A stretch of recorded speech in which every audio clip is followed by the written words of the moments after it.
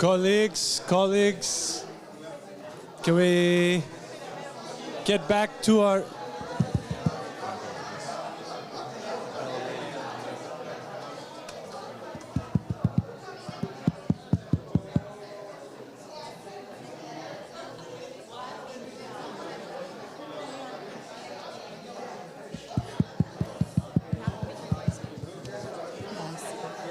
Hi, colleagues. Good morning. Please get back to your seats. Let's resume our sessions.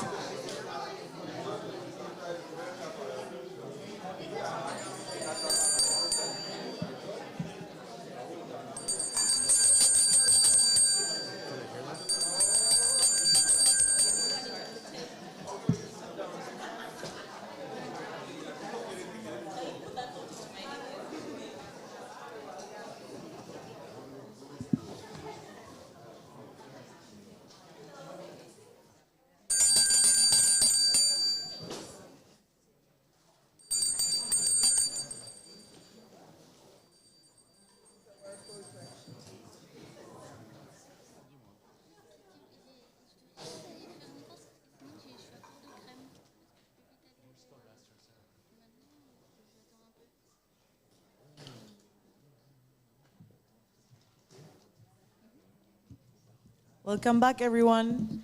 Thank you, Matt, for that reminder that we are already on time. Yeah. So we need Sarah and Henry to come up front for the next panel. And yeah, you have your headsets. Great.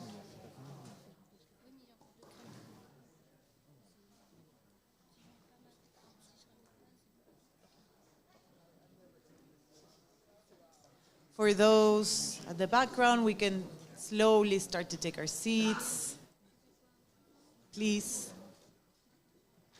Quickly. I'm informed that it should be done quickly.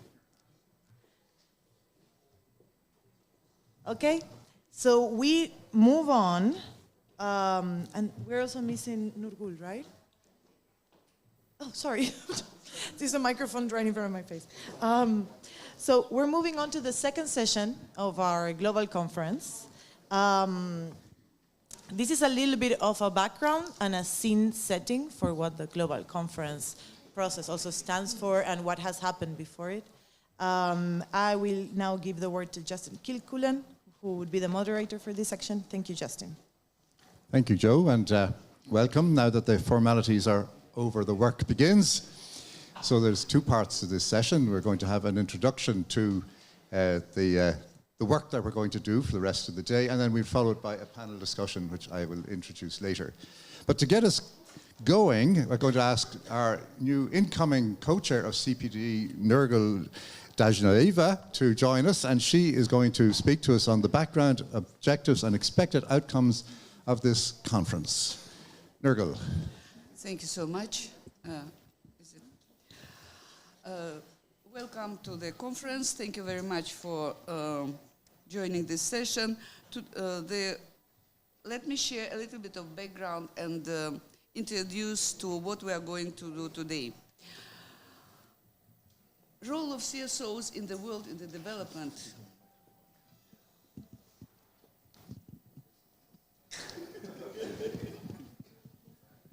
This is the role. This is the enabling environment. The role is being done. I need to. Thanks so much. A vast variety of civil society all over the world are working very hard to reduce poverty, to contribute to development, to make the development sustainable, to deliver services, educate citizens, strengthen people's voices in governance and advocacy, and responding to humanitarian crises. So the CSOs are doing fantastic, big, and very important work, which is significant to achievement of the SDGs. CSO's contribution can be also valued in terms of the money. It brings billions and in support of development cooperation, mainly from CSOs in the northern countries and often through partnership with southern CSOs counterparts. working as independent development actors in their own right, CSOs collaborate across the national boundaries, like you see now, engage in shared solidarity with people, especially with poor, marginalized population, to enable people to claim their rights. The SDG agenda reconfirmed and highlighted the need for a significant transformation of how governments and development partners should work together in order to be sustainable. The GPDC underscores the importance of the whole society approach, and this is a key word for today's our work. The whole society approach in the application of the international cooperation to address the global pandemic, building resilience of country processes and societies to build back better. Let me share some background.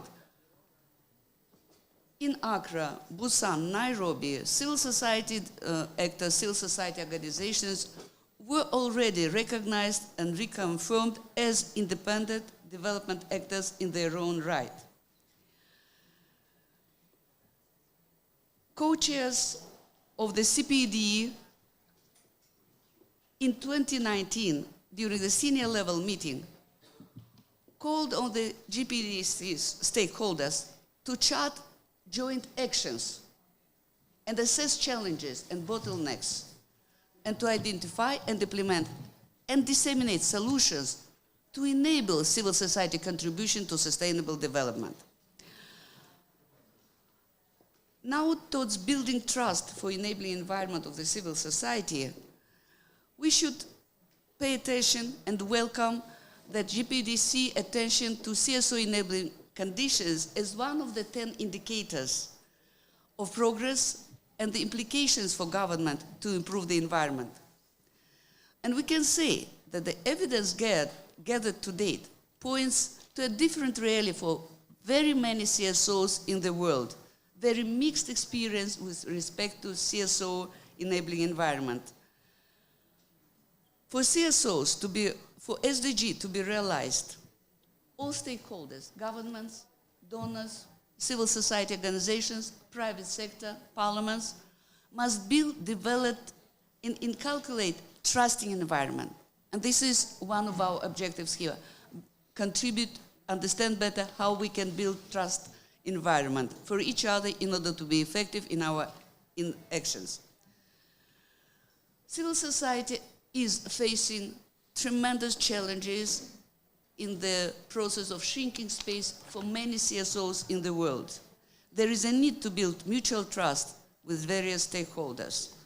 Building trust presents an opportunity to unlock the potentials of building stronger partnership to tackle existing national, regional, and global development challenges that affect civil society and affect the civic space and their broader legal and policy space. Trust can provide the conduit for building common vision for national enabling environments, for global enabling environments, for local enabling environments frameworks, building medium for action and form for basis, so that to enable, strengthen CSO effectiveness. How trust is addressed has the potential, high potential for further actions, and today we'll discuss this. Building trust can be used to address shrinking space, challenge, and facilitate change in systems and behavior of government and development stakeholders for a better enabling environment and partnership. It can co-lead to co-owned next steps and national action plans, regional action plans for addressing civil society enabling environment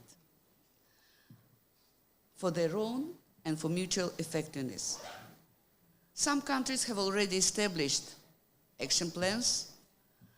There are these manifestations we can see in progressive legislation, but there is also a very strong negative trend towards shrinking space, where we see now very negative trends towards limiting civil society through legal reforms, through demonstrating in behavior absence and lack of trust.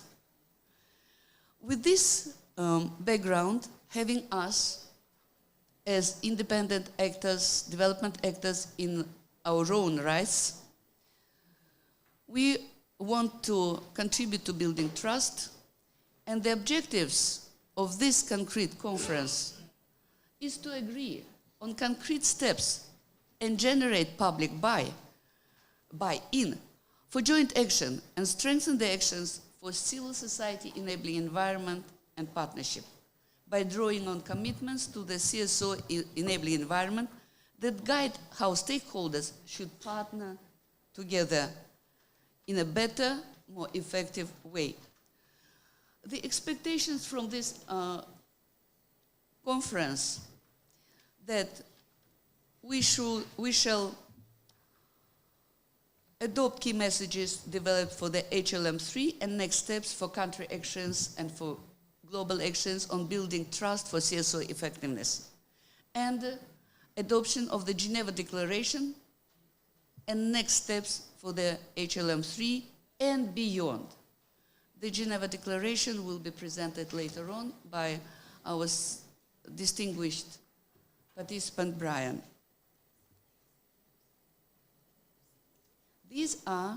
This is short background, objectives of the work that is coming and is in front of us today. If you have any questions, please. Thank you.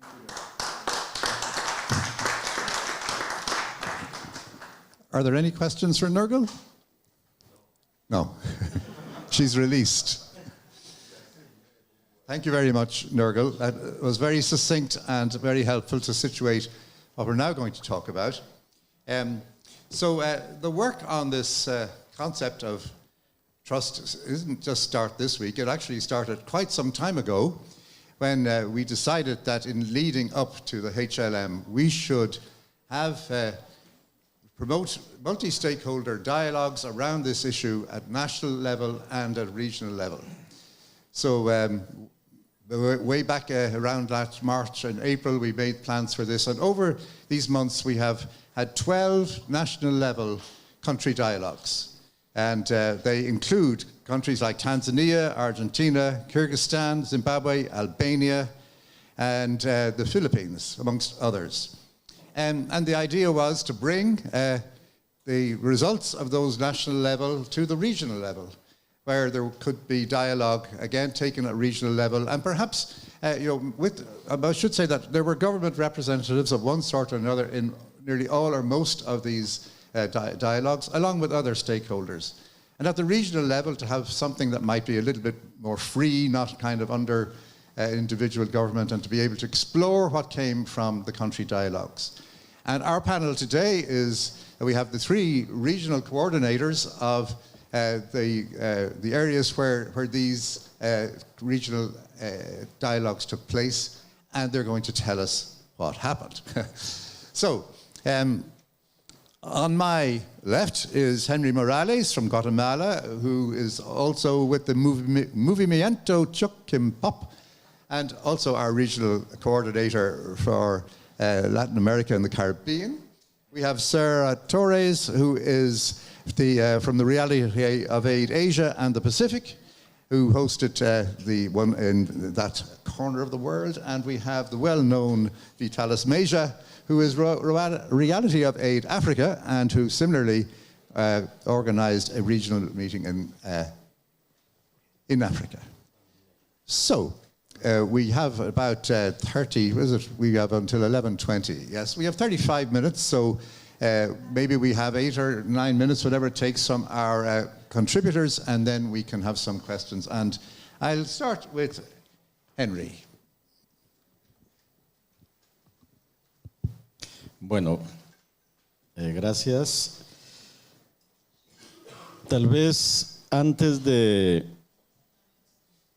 compartir con ustedes las conclusiones de nuestro encuentro multiactores regional, porque fue regional, fue con un carácter de América Latina y el Caribe, que lo realizamos efectivamente en Buenos Aires, Argentina, plantearles como 4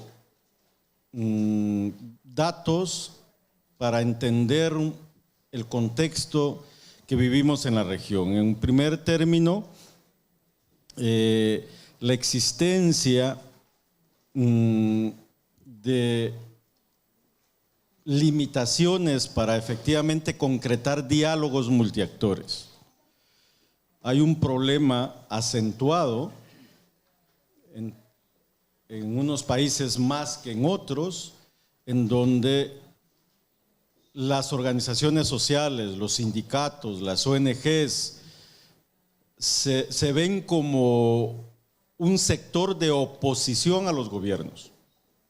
Y eso hace imposible generar confianza, sinergias y posibilidades de dialogar. Ese es un factor importante para ver la dimensión del reto que tenemos enfrente cuando hablamos de acciones multiactores. El otro elemento que es también sumamente importante plantear es que cuando hablamos de eficacia del desarrollo, de la cooperación, es una agenda que no necesariamente se conoce y que no necesariamente todos los actores que deberían estar involucrados la tienen presente. Es más un discurso. Y eso es otro factor que hay que poner en perspectiva porque es parte de una realidad cuando hablamos de este tipo de contextos de acción colectiva. El otro elemento es la voluntad política. Es decir, hasta dónde efectivamente hay voluntad por asumir el reto de la eficacia, que en este caso estamos planteando el compromiso con la Agenda 2030, el compromiso con la Agenda Climática, el compromiso con los principios de Estambul, ahora con los principios de Kampala, cuando hablamos del sector privado, de efectivamente asumirlos como una responsabilidad política y de Estado, fundamentalmente de los gobiernos. Y tal vez el último contexto importante que plantear es también la dificultad que muchas veces tenemos de poder vincular estas agendas globales con nuestras dinámicas territoriales. A veces se siente muy alejado. No, se está discutiendo en Ginebra, pero es un tema que a lo mejor ni siquiera nos toca a los países. Y esa es una realidad que a veces limita la posibilidad, efectivamente, de ir acercando posibilidades de sumar esfuerzos. En este marco es, aprovechando la oportunidad que se nos dio de poder generar condiciones para establecer un diálogo entre los diferentes actores, fundamentalmente poniendo la cumbre de alto nivel, la RAN 3, como una justificación, que vimos la posibilidad entonces de convocarnos. Y fue así como en Buenos Aires nos reunimos, representantes de gobiernos, representantes de la economía social y popular, que va en representación del sector privado, diferentes expresiones sociales, ONG, sindicatos, organizaciones feministas, de la fe, academia, etcétera, para dialogar de estos temas. Entonces, el primer elemento que nos parece pudimos poner en perspectiva y en el cual, como conclusión, hay avances, es que hay el interés, por lo menos de los que ahí estábamos, de acercarnos, hablarnos, dialogar y tratar de generar esa confianza tan elemental para poder concretar este tipo de colaboraciones colectivas. Y nos parece que la apertura, bueno, entre los participantes también estuvo la comunidad internacional, estuvo Naciones Unidas, lo cual nos dio un factor también de posibilidad de fortalecer alianzas con Naciones Unidas. El otro elemento es efectivamente buscar por medio de la socialización de experiencias qué entendemos por eficacia de la cooperación al desarrollo y cuáles serían como las lecciones aprendidas de los últimos años. Y la verdad es que hay cosas en las cuales tenemos que aprender muchísimo. Y también dimos esa posibilidad de intercambiar desde esa diversidad de miradas cómo estamos concibiendo precisamente la eficacia de cooperación y del desarrollo. Se lograron identificar prioridades, entre las cuales, lógicamente, sobresale la necesidad de tener información disponible, estadísticas, de resultados concretos, más a disponibilidad, porque prácticamente no se tienen. O sea, la falta de datos que nos permita analizar, evaluar para a partir de ahí proponer, pues sigue siendo un desafío muy grande para todos nuestros países y para las instancias que al final tienen esta responsabilidad. Y eso es parte de lo que se identifica como una necesidad. Y hay experiencias bastante positivas en ese aspecto. La otra prioridad es efectivamente tratar de encontrar cómo en cada país o como región están los puntos de encuentro entre todos los actores. Y es donde planteamos, vimos muchas debilidades en ese aspecto. En algunos países no hay ni siquiera mecanismos para poder acercarse y dialogar. Y el acuerdo es entonces trabajar en esa perspectiva.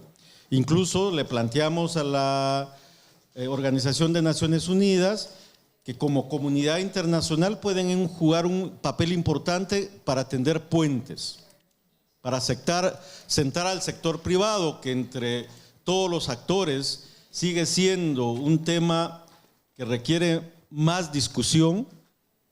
Precisamente la experiencia que tuvimos en Argentina fue conocer la práctica de lo que son las empresas con responsabilidad social, solidaria y popular, que efectivamente están asumiendo el reto de transformarse en una respuesta a una problemática estructural que hay. Pero no así podemos hablar de la gran empresa o de las transnacionales, en donde efectivamente ahí no tenemos posibilidad aún de diálogo y que hay que generar las condiciones.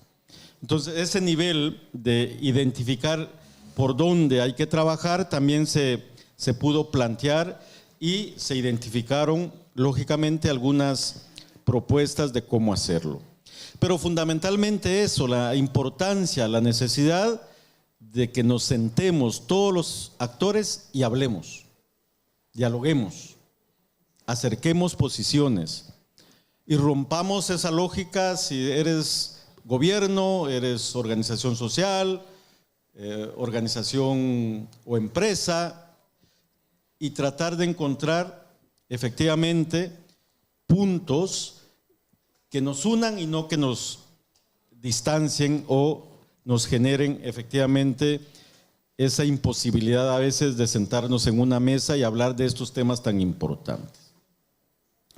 Y en los 2 minutos que me quedan, la otra parte que logramos avanzar fue poner en perspectiva la propuesta de mensajes claves que llevábamos.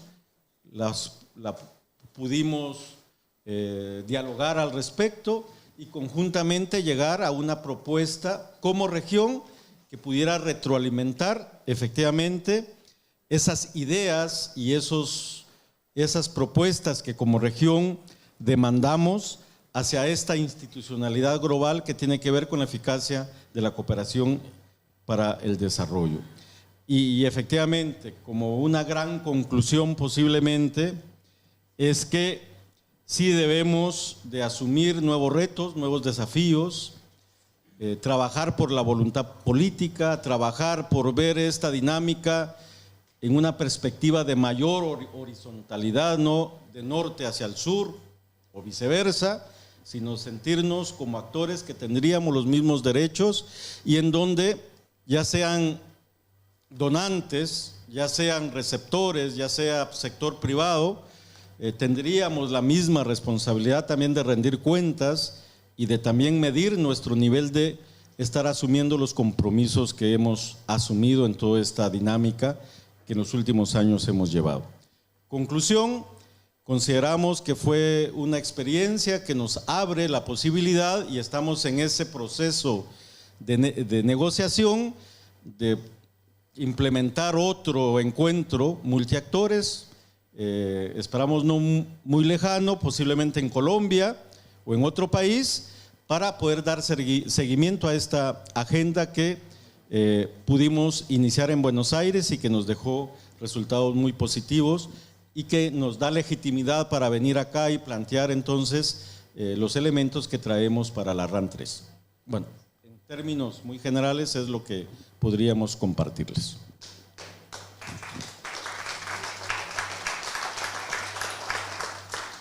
Thank you, Henry. I think that was a very rich and interesting report. So things have been happening all right. So to take it along, I'll hand over to Sarah to give us the Asia Pacific account. Thank you. So actually, similar with the LAC experience, when we did this last October, we only had UNESCAP, the UN Economic and Social Commission for Asia Pacific, and some Thai government officials, and also a partner NGO, ICVA, International Council of Voluntary Agencies, as our other stakeholders. I think that's also because, I don't know, maybe priorities, the relevance of the agenda to them, time, but also that kind of, the trust building between CSOs and the ADB, for example, which we always engage, the AIIB, World Bank, the EU delegation and other embassies. No? So for us, I think that was one expression of how these development actors were not so immediately willing or accessible to accept our invitation to a dialogue. But anyway, we still had a good conversation, specifically with UNESCAP, since we have this engagement with them through the Asia Pacific Regional Mechanism, or APRSEM. So it's that CSO body that engages UNESCAP regularly, leading to HLPF. So for Asia Pacific CSOs, I think all of us would believe that the erosion of trust is a result of the shrinking civic space, especially for those conflict-affected contexts in the region, where basic social services are basically out of reach. And given that context, we tried to define or describe what trust building means for our CSOs. So I'll just list down some of those and then share some good practice from the country dialogues we had with Kyrgyzstan and the Philippines. So by the way, I'm also from the Philippines. So first, respecting the rights and needs of communities is a basic definition of trust, and not just imposing on them. Second is understanding and recognizing that the people are not mere receivers of development projects, but responsible for development themselves. So this is countering the usual narrative of CSOs that we are just mere contracting agents. No, we are not. No? We're not just project-based grant. That project-based development projects are not enough for CSOs to be sustainable and to maintain that or plan for a long-term development for our organizations. Next is, of course, in terms of transparency and accountability. We need to ensure that among development actors, but also within ourselves. Building trust, we know it requires time and sustained communication between and among partners. Follow through is very important to build or rebuild that relationship. For the governments, because of the shrinking of civic space, they should ensure that protection of the broad civic space and enhance capacities of civic actors. And we think that without basic political will, that would be very much difficult. So beyond all those formalities, no, I think that political will for governments to really say, okay, let's sit, let's talk, and let's do something about it is the first step to building or rebuilding trust. And then, of course, for CSOs, grounding with the communities they serve also cultivate spaces for cooperation and development, which then contribute to trust building. Because, of course, we cannot, we also need the trust of the communities where we work with, no? And not just go there and do some research or do some advocacy work and then not come back to them and expect that we're also going to have that same respect from development actors we engage. So that kind of I don't know, leveling is or grounding is very important for us. And then localization, which is a huge topic these days. Localization practices, we believe, also contribute to trust building, and that also relates to power shift, no? Shifting power to communities, again, that we serve. As the ambassador mentioned earlier, locally led development also relates to the decolonization of, the power, development, and those kinds of concepts. And because conflict and fragility is very important for a region, ICVA mentioned that humanitarian organizations should be able to trust the participants in the conflict, who must in turn, of course, have that sort of trust with other actors, health professionals and other civilians in that conflict-affected space. And then lastly, however, in relation to the conflict and fragility context, there is recognition that building trust may not be applicable to all contexts, especially if these governments are parties to conflict. But then, so having those lists, in spite of repressive situations in the region, so the struggle to promote inclusive partnerships has resulted in some good practice. So I've mentioned about UNESCO earlier in their engagement with APRSM. It is an example of their attempt, at least, to ensure the involvement of CSOs in official processes. This isn't perfect. We always have,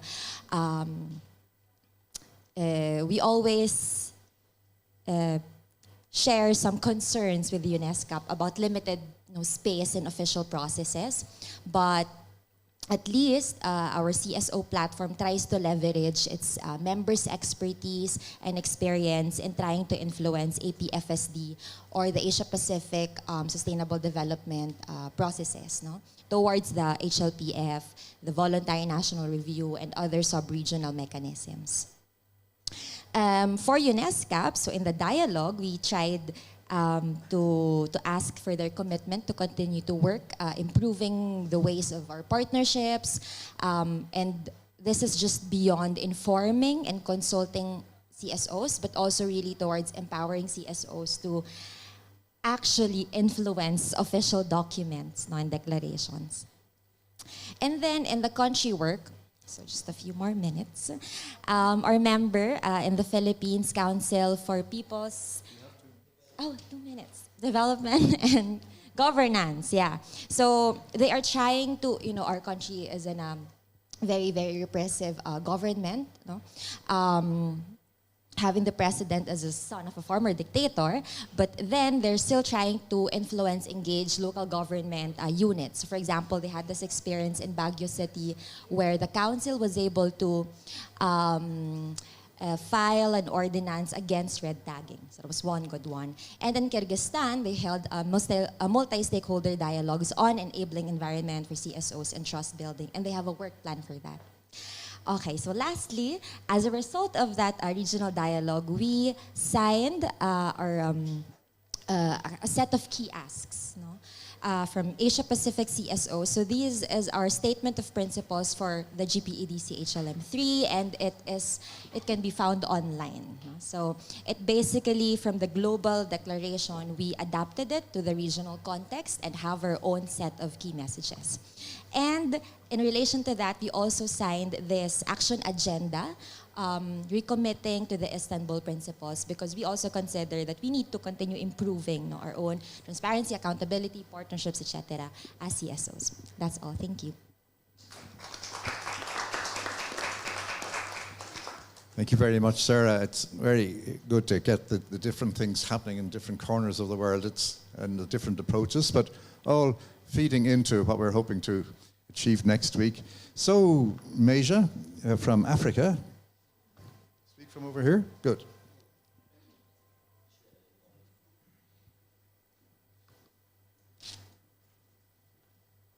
So I know all of you have been sitting since morning. Can you all stand up? That is not part of the presentation. Yes. No, so I haven't seen most of you for many years, and I was scared I was not going to see some of you. So we are going to engage in a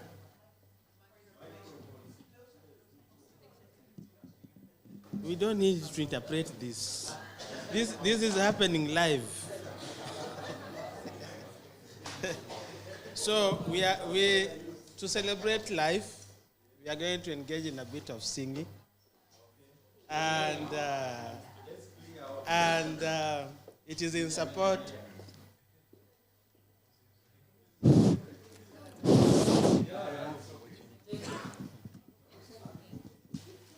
We are going to engage in a bit of singing because we haven't seen each other we didn't even know we'd see each other. So, Mr. Chairman, if you allow me, thank you. So, this is in support of creating enabling environment, and we are going to ask for what we call maximum support. Again, maximum support. So, if I call your country, you say, hey, maximum support. Okay? Okay? Hey, maximum. Hey,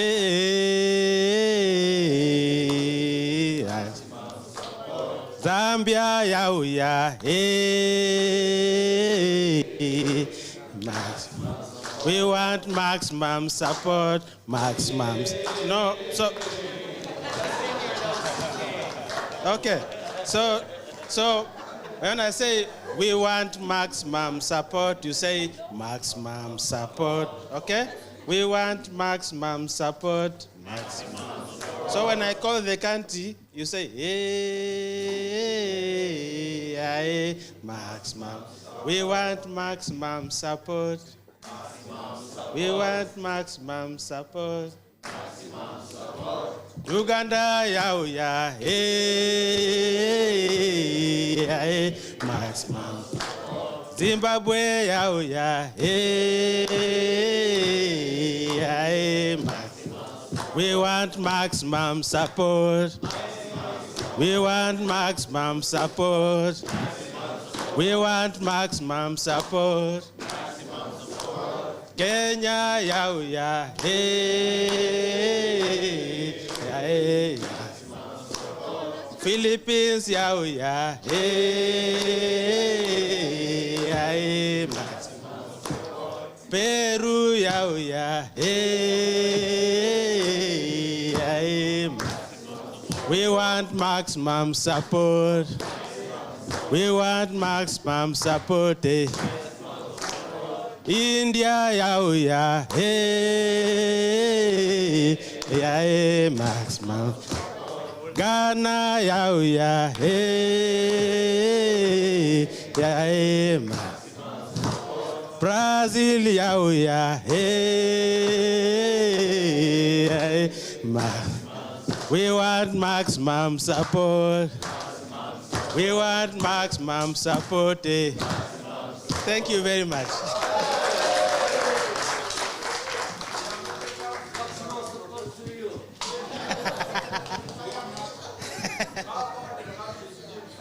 We will close with them. Meja, you've 2 minutes left.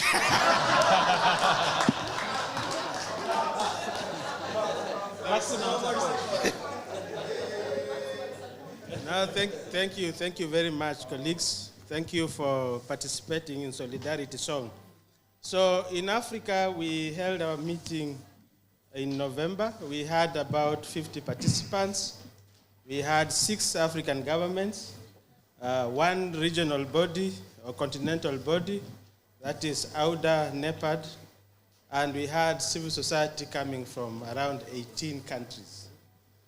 The topic, as you can see up there, was trust. We started by trying to understand what are the issues surrounding trust, and we said for trust to be there, we have to create the conditions to happen, and in that regard, we need to focus on addressing the challenges.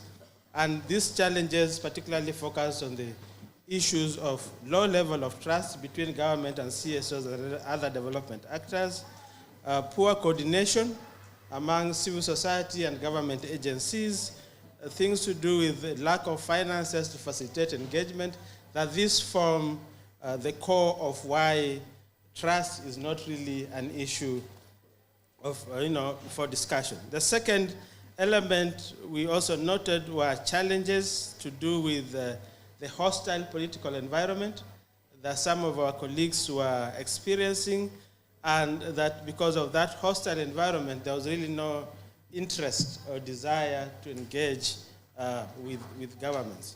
But we also recognize that certain ingredients need to be in place to enable the trust to happen. The first one is really having a multi-stakeholder platform, which is essential infrastructure to bring about dialogue, to bring about consensus building, but also to bring about mechanism through which conflict can be resolved. We also pointed out that for trust to happen, there has to be a deliberate effort to provide both technical, financial, and political support for the process. Otherwise, it becomes just a discussion. Somebody said, you lose the trust, it takes you a lifetime to repair it. And for that, for you to repair it, you have to adequately invest. Lastly, on this particular issue, we also noted that for trust to be there, all stakeholders must play their role towards building and strengthening trust. So it is not an issue that government provides or CSO provides or development partners. All of us must recognize its importance and play the role in creating it. Otherwise, it doesn't happen. But in saying that, we underscore the role of government in providing leadership, in convening, and indeed initiating the process for building trust. So in that context, we made the following, we came to the following conclusions. That for trust to be there, we as civil society need to commit to doing something that governments are saying that we are not doing. And at the same time, we as civil society, governments in their own context must also do something for there to be trust. So we had a very interesting discussion. I've had my colleagues make theirs. Ours was a bit more difficult because we have governments in the room and everybody's trying to defend their turf. So we had to try to manage the conclusions in a manner that can help both parties try to move the process forward. So the first thing that we said was the need for institutional funding, particularly for local organizations. We observed that lack of institutional funding was really leading to low capacities in those organizations, and some organizations were actually closing because they don't have funds. And today, government invites you into meetings and processes. Tomorrow, you don't show up. So they have problems in inviting you the next day because they are not sure if you are really going to show up or do what the responsibilities that you agree on together. So we say that indeed funding to CSOs should include a component of institutional support, but we also encouraged capacity building of local CSOs to be able to invest a lot in fundraising initiatives, including social enterprises. But in that regard, we also ask governments to find a way of enabling for civil society to do to do social enterprises. We also talked about the issue of self-regulation standards, creating and investing on visibility. And here we observe that transparency and accountability can indeed provide greater opportunity to enhance mutual trust between governments and development partners together. And indeed, establishing standards and self-regulations underpins the principle of transparency and accountability, and CSOs would have to strengthen their capacity to self-regulate and develop standards, but also really invest a lot more in publicizing their work, their visibility. The results that we see is not very well known beyond our own small little organizations. That we need to invest more, like the private sector invests a lot in branding and visibility. That we need to do that and be a bit more aggressive towards it, more than what we are doing now. We need also to strengthen collaboration, knowledge sharing, and evidence gathering. That we still a lot in our cocoon or in our sectors, and this is really limiting our capacity to share and speak with one voice when we are approaching governments. And that is also creating trust problems, because government are saying, you are too many. We don't know who to consult. So they are saying that we need to get our act together and be able to direct who are they able to partner with, because you partner with this one, tomorrow another one comes, and they're claiming they don't know each other, that we need to organize that part. The issue of ensuring that we address gender transformative and social inclusivity as part of gaining also trust of our own constituency.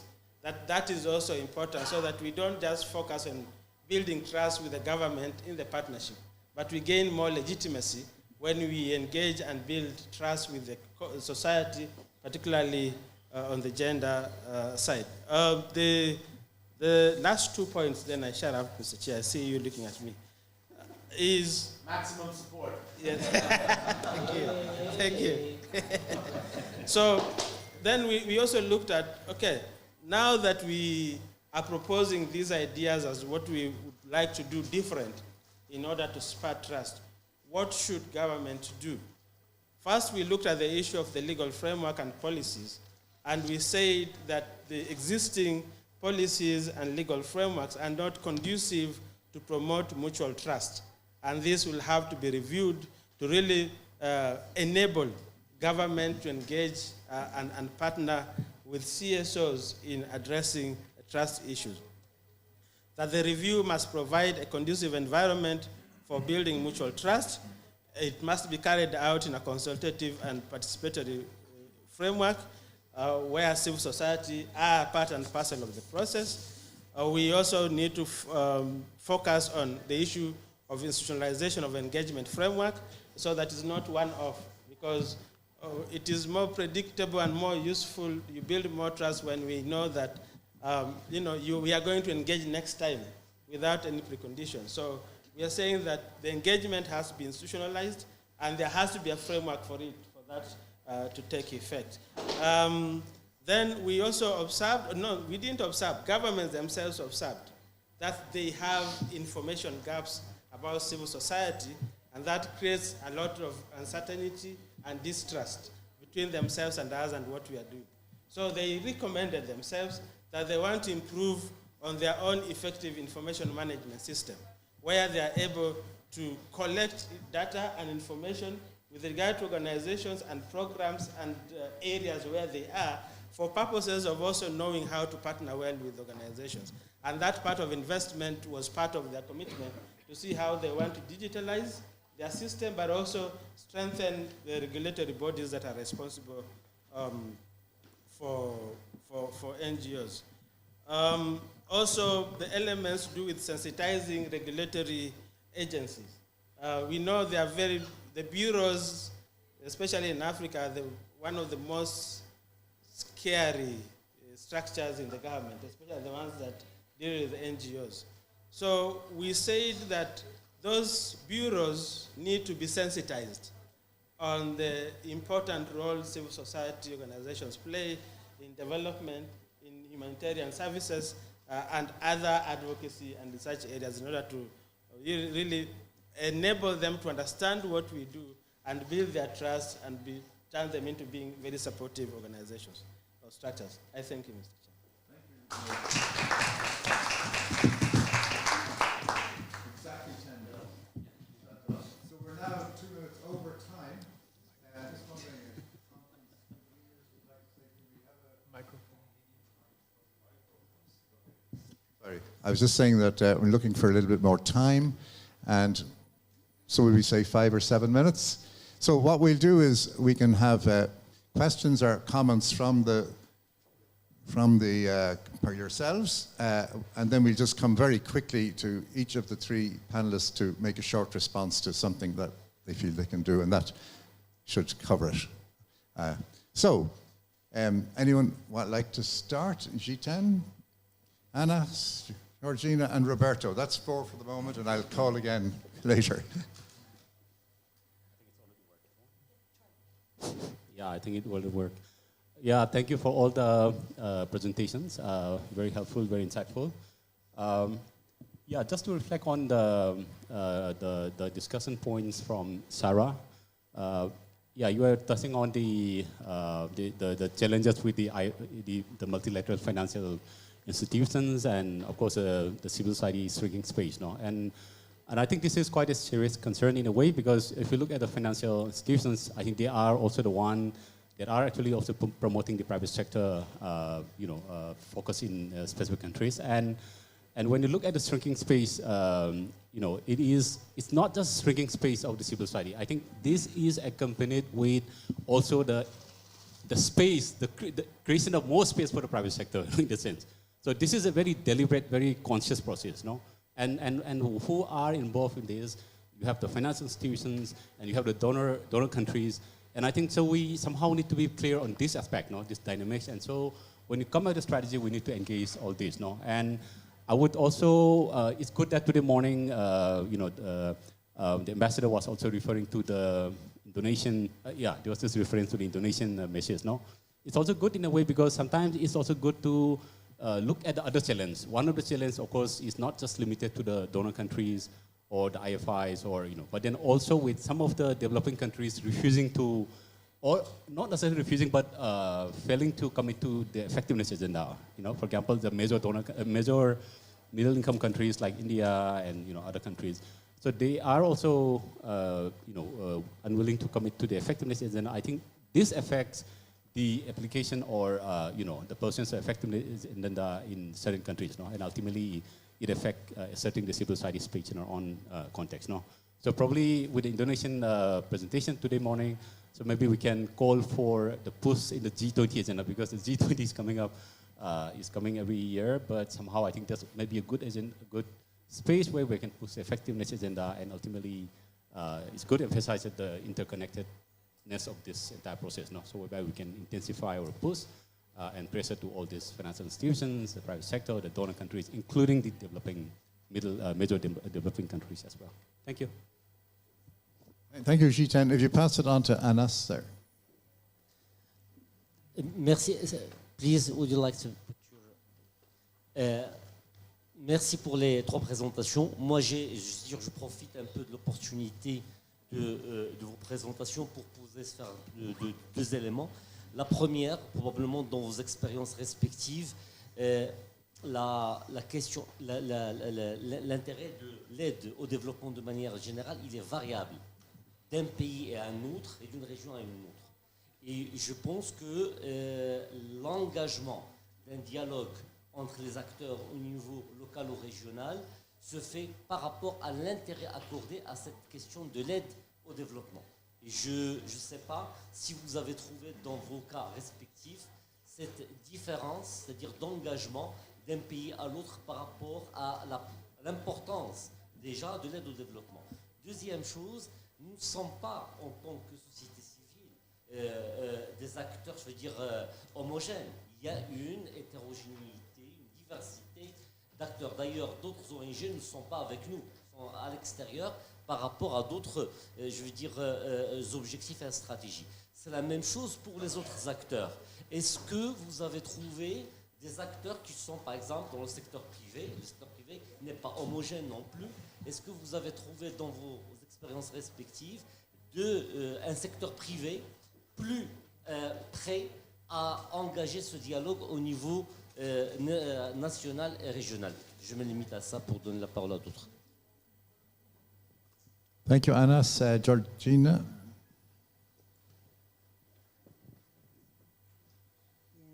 Gracias, colegas. No sé si estamos funcionando.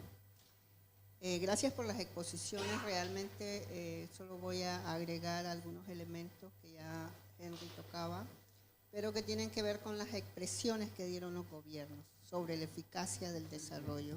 Sí, Ok, hola, hola, ¿así? Ok, ahí está mejor. Hola, ¿se escucha? ¿Se puede? Comentar algunas expresiones que dieron los gobiernos durante el evento sobre eficacia del desarrollo. Uno, de que debe de haber mayor apropiación a nivel interno de los gobiernos. No es igual, hay mucha dificultad, es una unidad la que maneja los procesos, que tiene que ver normalmente con la Agenda 2030, quizás no en todos los gobiernos que llegaron, porque Argentina es la diferencia, por acá están mis colegas que pueden decirlo también, pero se necesita como ampliar el tema de la eficacia con el resto de ministerios para apropiarse realmente cuando esto se vincula a un plan nacional de desarrollo. Lo otro que nos comentaron es que la agenda de la eficacia ha perdido peso a nivel mundial y a nivel también nacional, que se necesita como fortalecer nuevamente lo que se había hecho en años anteriores con las metas del milenio, que fue todo un proceso de reflexión con multiactores, con gobiernos, con sociedad civil. Quizás eso sea interesante ver en qué momento se plantea. Y el otro elemento era la financiación de esa agenda, que hay serias dificultades. Se necesita como cambiar el sistema financiero que respalda la agenda, haciéndolo más inclusivo, haciéndolo más participativo, más flexible. Eso es lo que expresaron especialmente de Perú y en algún momento Colombia, en algún momento también lo hizo Argentina, pero de una manera diferente. El otro elemento que hay que tener en cuenta son los espacios de participación para la sociedad civil que hay en estos países a través de sus gobiernos. Pudimos observar que funcionan consejos nacionales de participación. Quizás uno de los más inclusivos es Argentina. Participa multiactores realmente, sobre escuchado, hay propuestas. El responsable del Consejo de Participación viene de sociedad civil y esa es una ventaja. Pero no es el mismo caso a nivel de todos los países de la región. Hay que trabajar más. Y yo cerraría diciendo que después de 2 años o más de pandemia, es la primera vez que la región se reúne con gobiernos.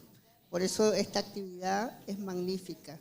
Y hay un compromiso de abrir puertas y de dar continuidad a este tipo de diálogo. Y sí estamos de acuerdo también con lo que escuchamos de África y Asia. Son experiencias similares, solo que de acuerdo a las realidades y contextos de las organizaciones de sociedad civil. Gracias. Thank you, Georgina. The last comment will come from Roberto, to be fair to the next session. It is not a comment, but a question for the panelists. When we embarked on this trust-building initiative, it was quite controversial, in fact. It was, in a way, departing from our usual framework of differentiating between the role of government as duty bearers and civil society and the communities as rights holders. It was reframing it in a way that looking at the mutual responsibility of everyone to have that trust, to dialogue in order to unlock what Justin called as deadlock, in pushing the agenda of civic space. So my question is, in doing so, in what way did it advance the discourse? And I'd also like to think in another way of asking is, what was the key insight in so doing that helps us have a clue on how we can advance this agenda of reversing shrinking civic space, given the continuing challenges that we face as civil society? Thank you, Roberto. The killer question. So I would suggest that there are two questions, actually. There's Roberto's and there's Anas's question about private sector. So perhaps each of our panelists could address those two in short, kind of summarized answers, because I think there's a lot in this that we're going to have to capture later. So we'll go back to where we started. So, Henry. Gracias. Sí, rápidamente. A ver, hay varias preguntas y bueno, sobre el papel del sector privado. Nuestra experiencia, por lo menos hasta ahora, es la facilidad que tenemos de llegar a estas empresas que están más vinculadas a la realidad de cada país, es decir, las cooperativas, las empresas sociales, que también se le está llamando populares porque se alimentan desde la misma comunidad, y en el cual hay, pues, lógicamente en su práctica, realmente una búsqueda de transformarse en opciones de solución a problemáticas de desempleo, pobreza, etc. Ahora, con las empresas grandes, transnacionales, tenemos que buscar otras estrategias para acercarnos. Es un gran reto que hay, fundamentalmente porque para nuestras realidades el sector privado en esta dimensión es parte del problema, históricamente, y eso cuesta. Cuesta entablar un diálogo y la confianza con esto. En el otro ámbito, es importante saber que en la región de América Latina la geopolítica está presente en todo. El papel de muchos donantes influye en la política nacional. Entonces, muchos gobiernos acusan a la comunidad internacional de estar desestabilizando procesos políticos nacionales y ahí se pierde la confianza. El papel de Estados Unidos, el papel de la Unión Europea, y eso genera rechazo. Por eso que estas agendas donde se debate el tema de la cooperación, pues a veces se ve con cierto recelo. Y lo otro es que en términos de cooperación internacional, América Latina cada vez tiene menos cuota de recepción, y eso también impacta. Entonces, la geopolítica pesa mucho en esto y por eso es que hay que trabajar mucho y de cada país a otro hay una gran experiencia. Siempre decimos que con los países que tienen gobiernos progresistas hay como la facilidad de acercamiento y de ver posibilidades para que realmente se sumen con determinación, creatividad y esfuerzos a estas dinámicas. Y con relación a cómo estamos, lo que decía Roberto, la situación de las OSC. En la región también cambia de un país a otro, pero la generalidad es cada vez de más obstáculos.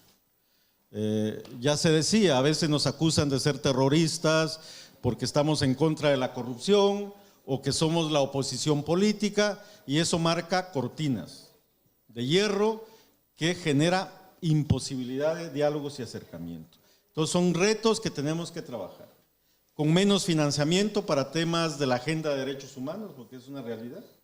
Cada vez tenemos menos fondos, entonces nos obliga a tener que caminar contracorriente, pero lo estamos haciendo. Siempre vamos encontrando soluciones de acuerdo a cada contexto, pero lo que puedo decir como conclusión es que está el interés, la motivación, la voluntad por generar procesos de diálogo, incluso de acercarnos con el sector privado, la grande empresa, siempre y cuando existan compromisos reales de contribuir y de transparentar también su quehacer en torno a problemas tan serios como los que vivimos cada pueblo. Y creo que en ese ámbito hay que seguir trabajando.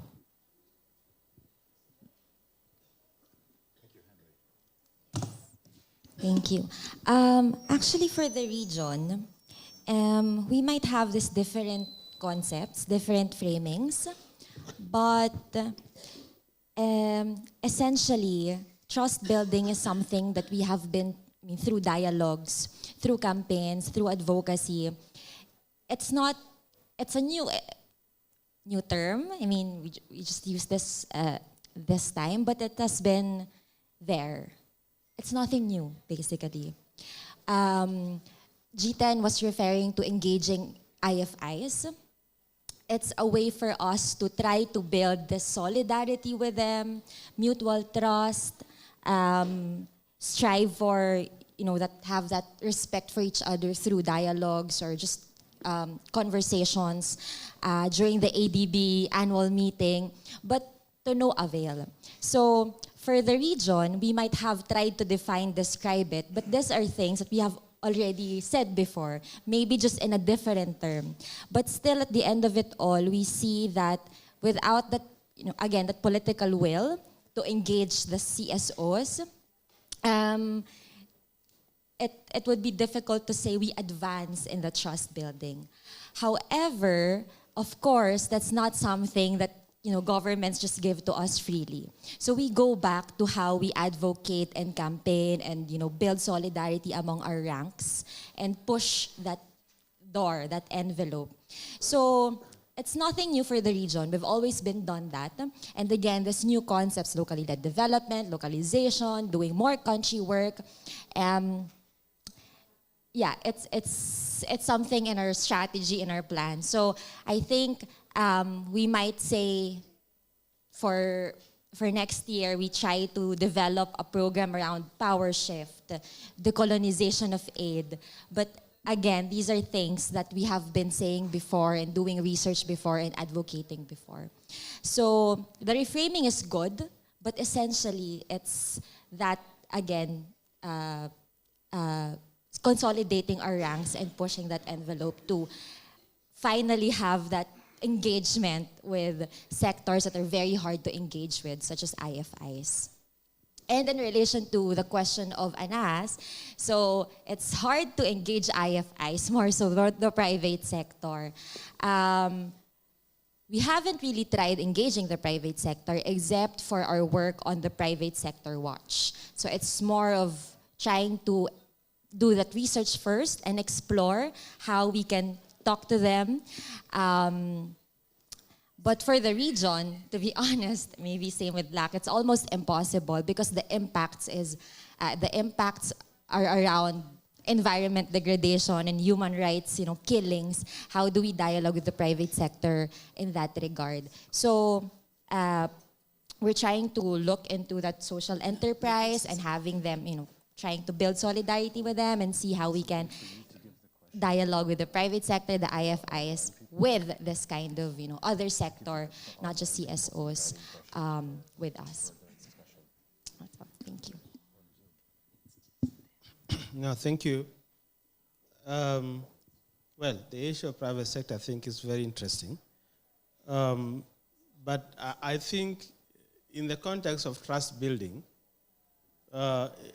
fundamentally, the issue is about enabling conditions for the dialogue to take place. So if the government sets the framework, the infrastructure, that can enable dialogue to take place between different actors, then that is possible. But in a scenario where even that framework is non-existent, it becomes difficult, like she's saying, to be able to convene a private sector because the whole environment is already antagonistic.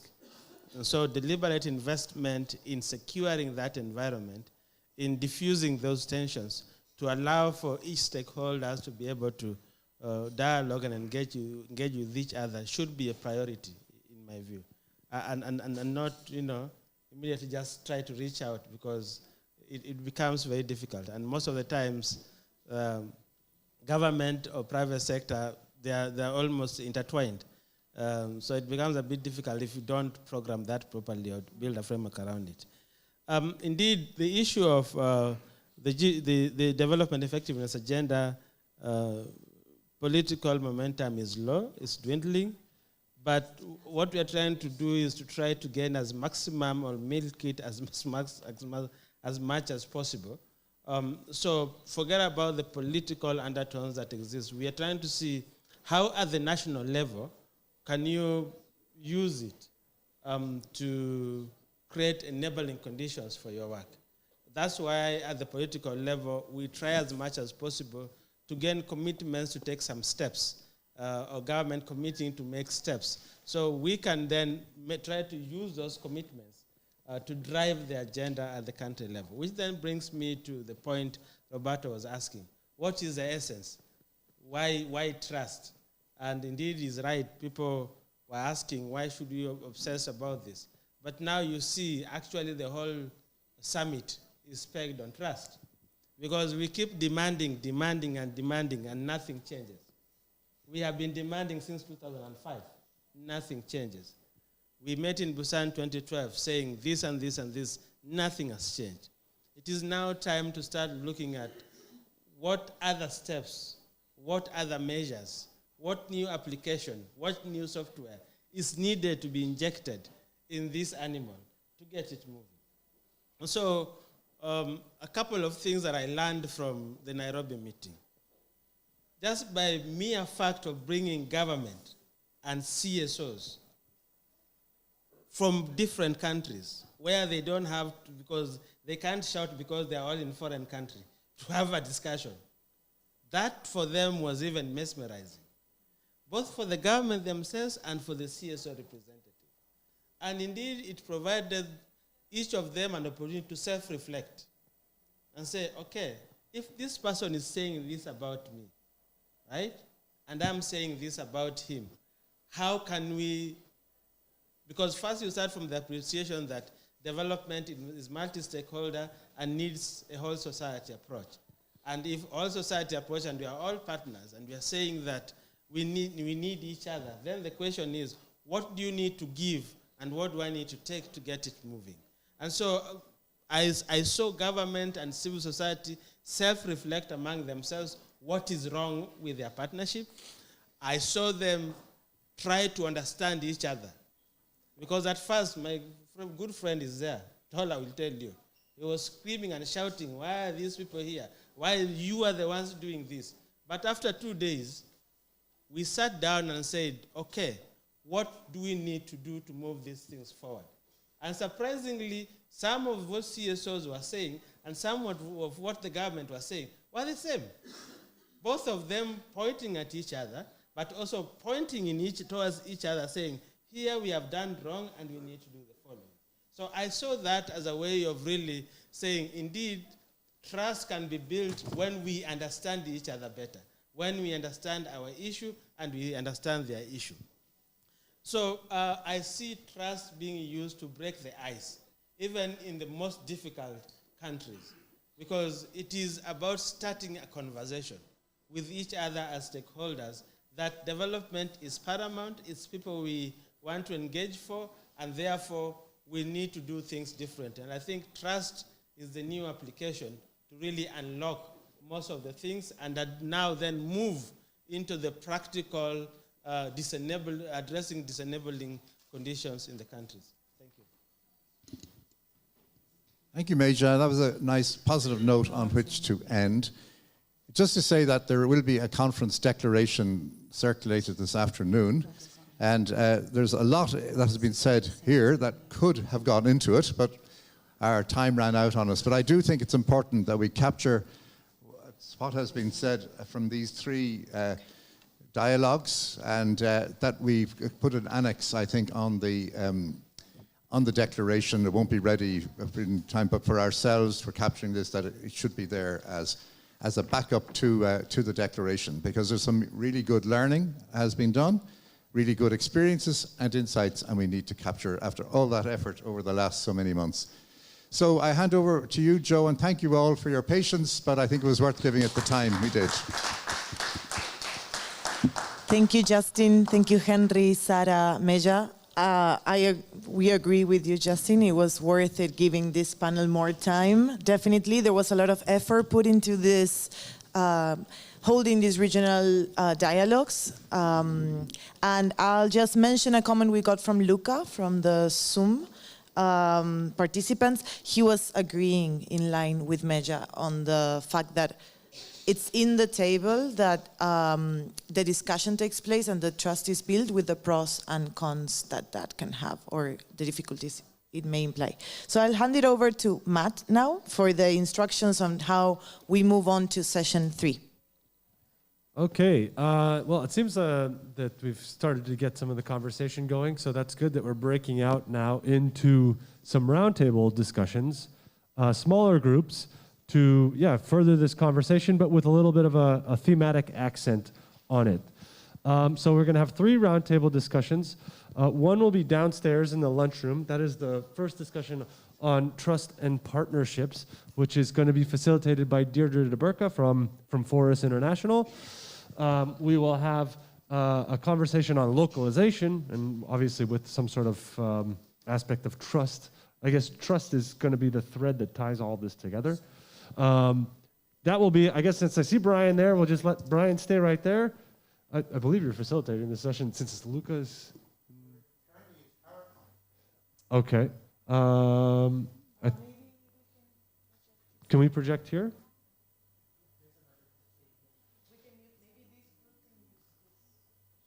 Which is the okay?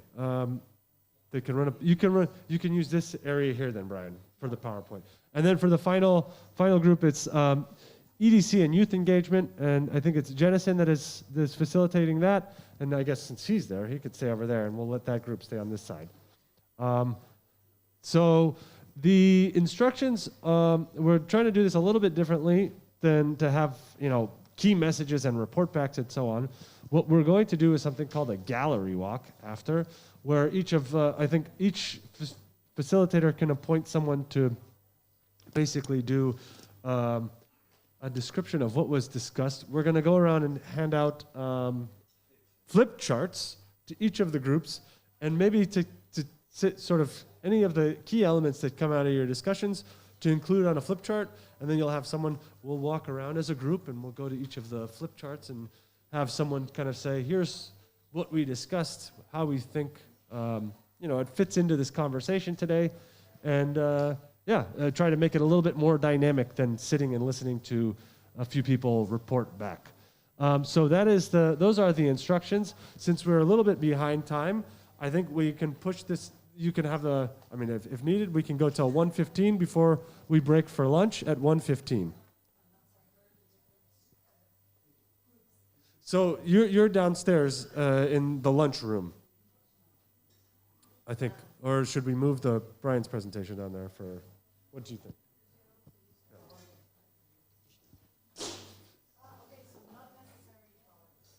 Deirdre, you don't need a power. So we'll actually, then it's better for the presentation downstairs, Brian. So we'll move you downstairs, and Deirdre, you can stay up here in this section. So please find your interesting topic, and please, we'll basically move to the lunchroom around 1:15.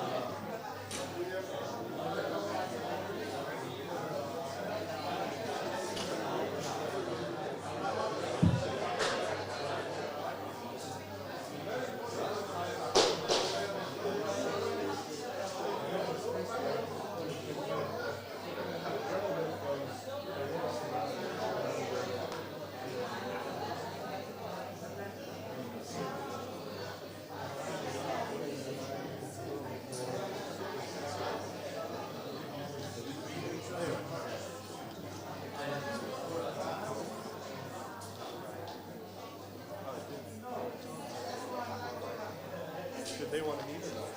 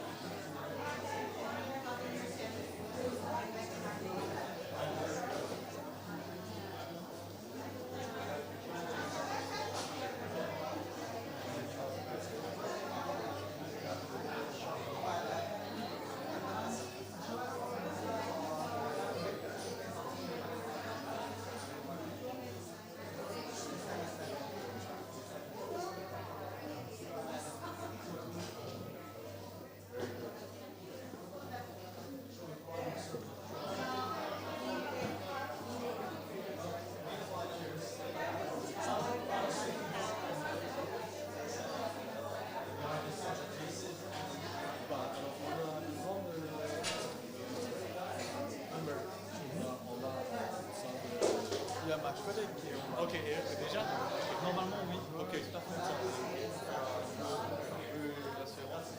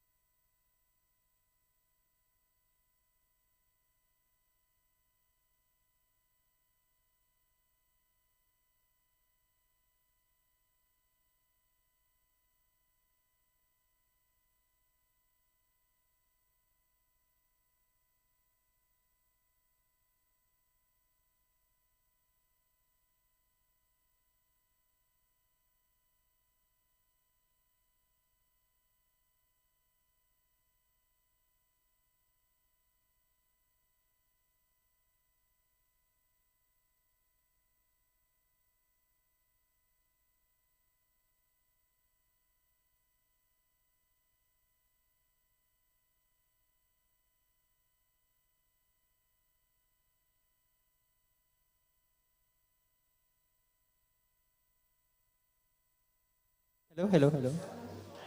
Hello. Hi, everyone. So we have. It's lunch now. You go downstairs, and there's a room right there where there's lunch. It's kind of standing room lunch.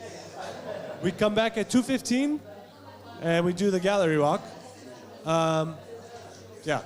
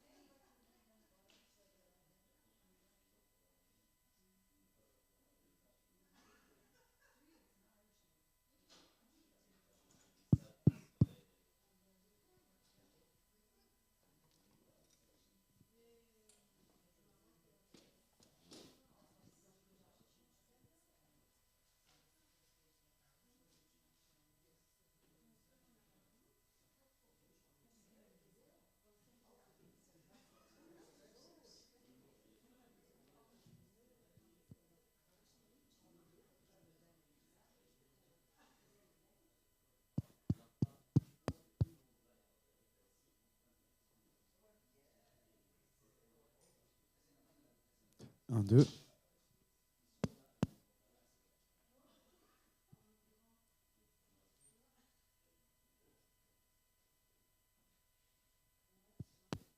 Un, deux.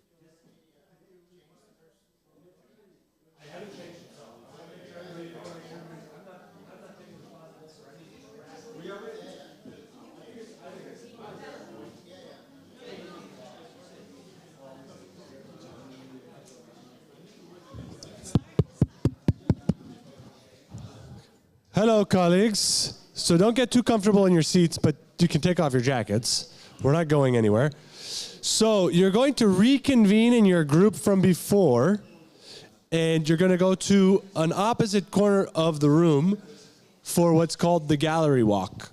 So in this corner is going to be the Trust and Partnerships presentation. If you are in the Trust and Partnerships group, do not come over here. Go back there to the youth group. So all the Trust and Partnerships people go to that direction where Jodella is standing. So head over to that corner.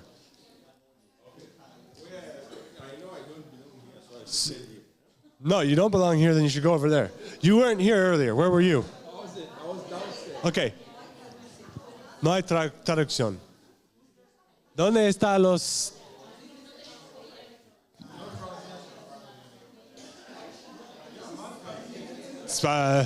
Bueno. Yes. If you were in the localization, si estaban en el grupo de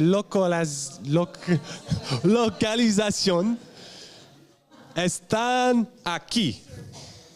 Entonces, si estaban en el grupo abajo, están aquí.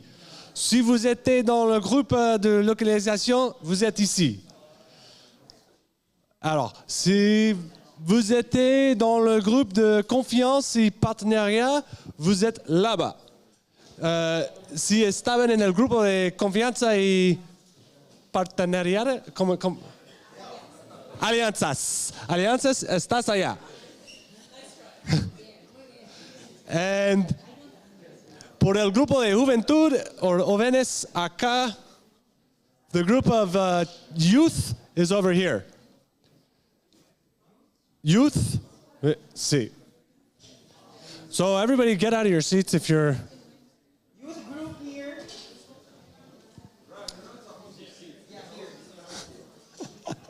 It's a gallery walk. It's a gallery walk.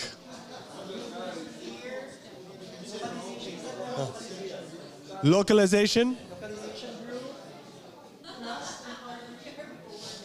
And now where are the different, that's localization? That's youth. Localization's here. So no, you stay here. No, whoever's presenting stays here and presents. But I thought you said this was for the... Localization, people are coming here to listen to the Trust and Partnerships presentation. And then we'll rotate.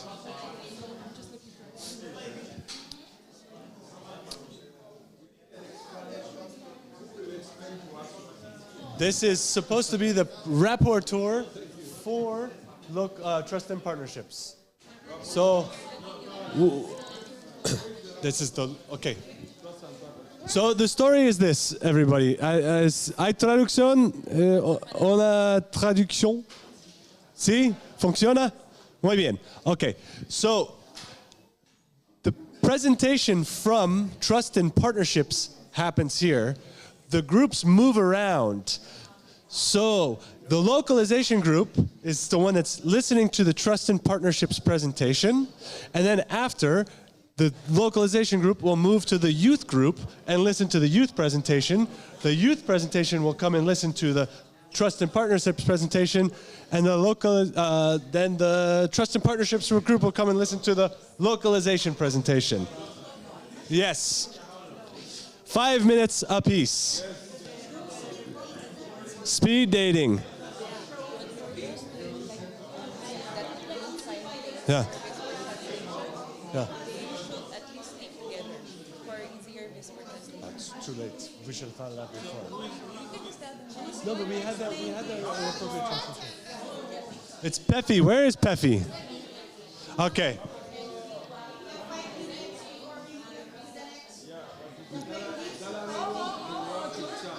No, we have some time.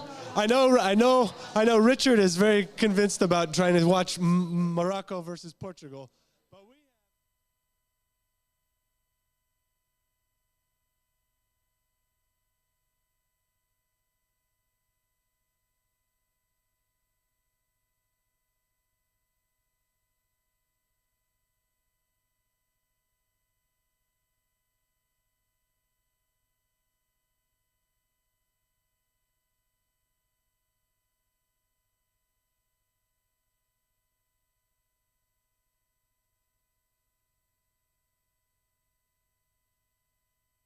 Start now.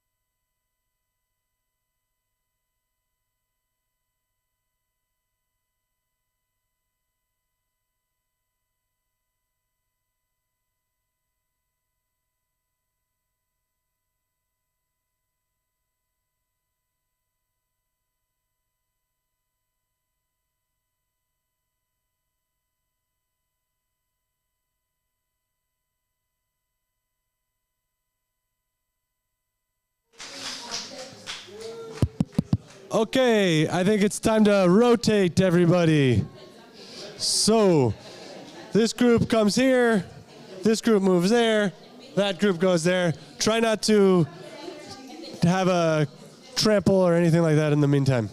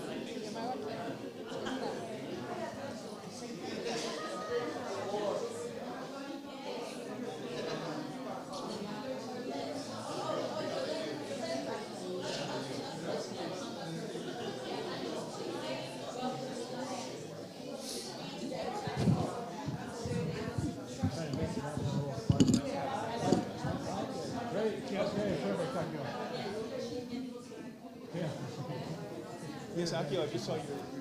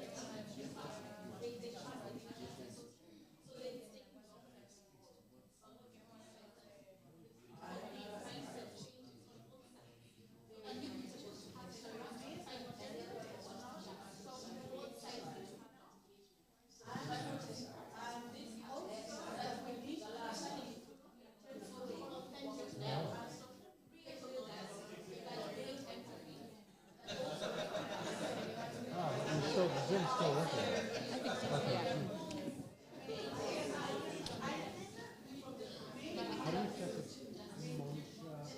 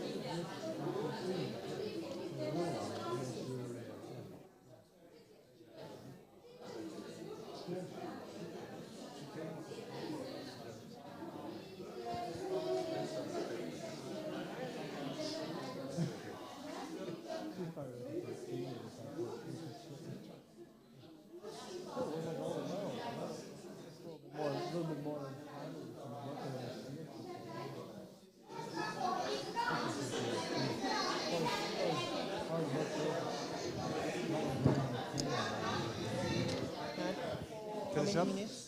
Well, I was going to give him until 35, then 10 minutes to get ourselves sorted. 2 minutes. 2 minutes.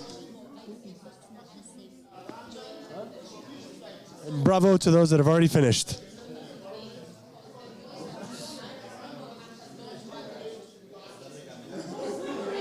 There are already speakers who are online, Marita was saying. Ah, perfect. Marita, Mateas está allá. Yo les dije que esto estaba atrasado, pero que tendrían que fijarse si están preparados. Sí, pero vamos a ver. Estamos buscando. El otro, ¿y Mónica? Siempre, siempre, siempre.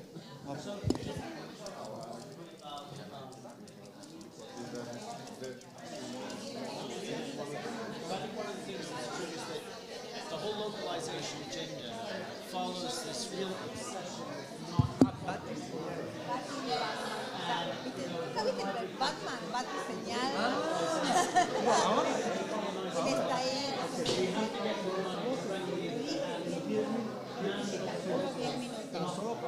Pero ese es Matías, pero está la otra persona. Sí, al menos tenemos los dos. Estamos los dos con la marca que viene. Ah, ok. Pero fíjate si están. ¿Cómo hago para Creo que mejor él primero, sí, segundo, Andrea, y tercero, Mónica. No, pero no sé si bueno, voy a ver si está, si no. Matías sí. No, Matías está. Matías is ready to join. He's just waiting for the instruction.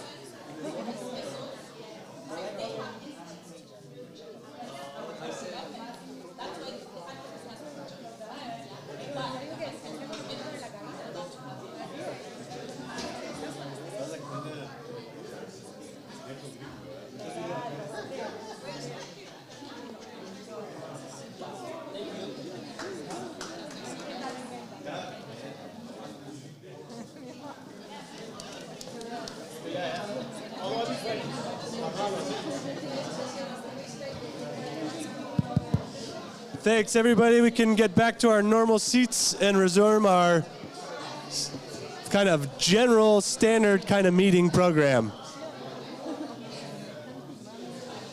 We will start in 7 to 9 minutes. Well, actually, we'll start as soon as everybody's seated, but.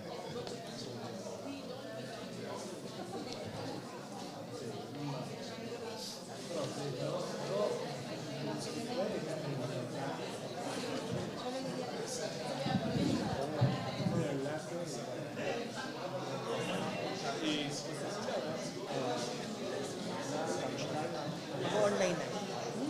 Si Matias. Wala pa rin?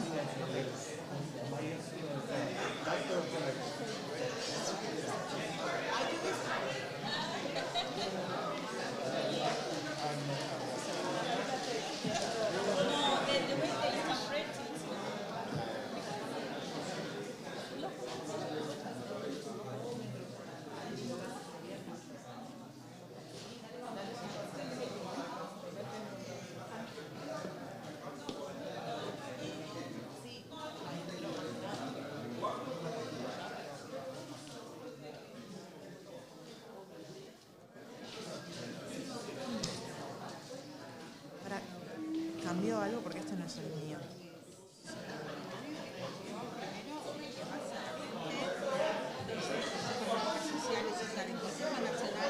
Yo el Consejo Nacional de Cooperación Económica Después, el tema que Igual sí, a las panelistas les presentas vos. Sí. Y lo puedes decir en español porque hay interpretación. Sí, claro, sí. Lo que le dije a Matías que hablamos rápido. Hable lento, sí. ¿No lo conoces o no? No, creo que no. Porque cuando. Por ahí sí lo veo, sí.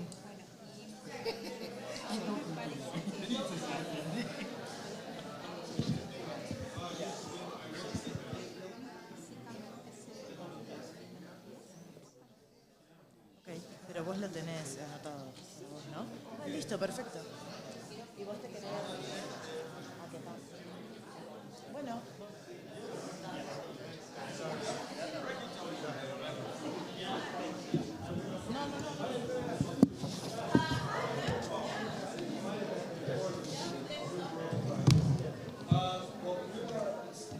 Hello, hello. Hola, hola, hola. Is this working? Do we have active interpretation?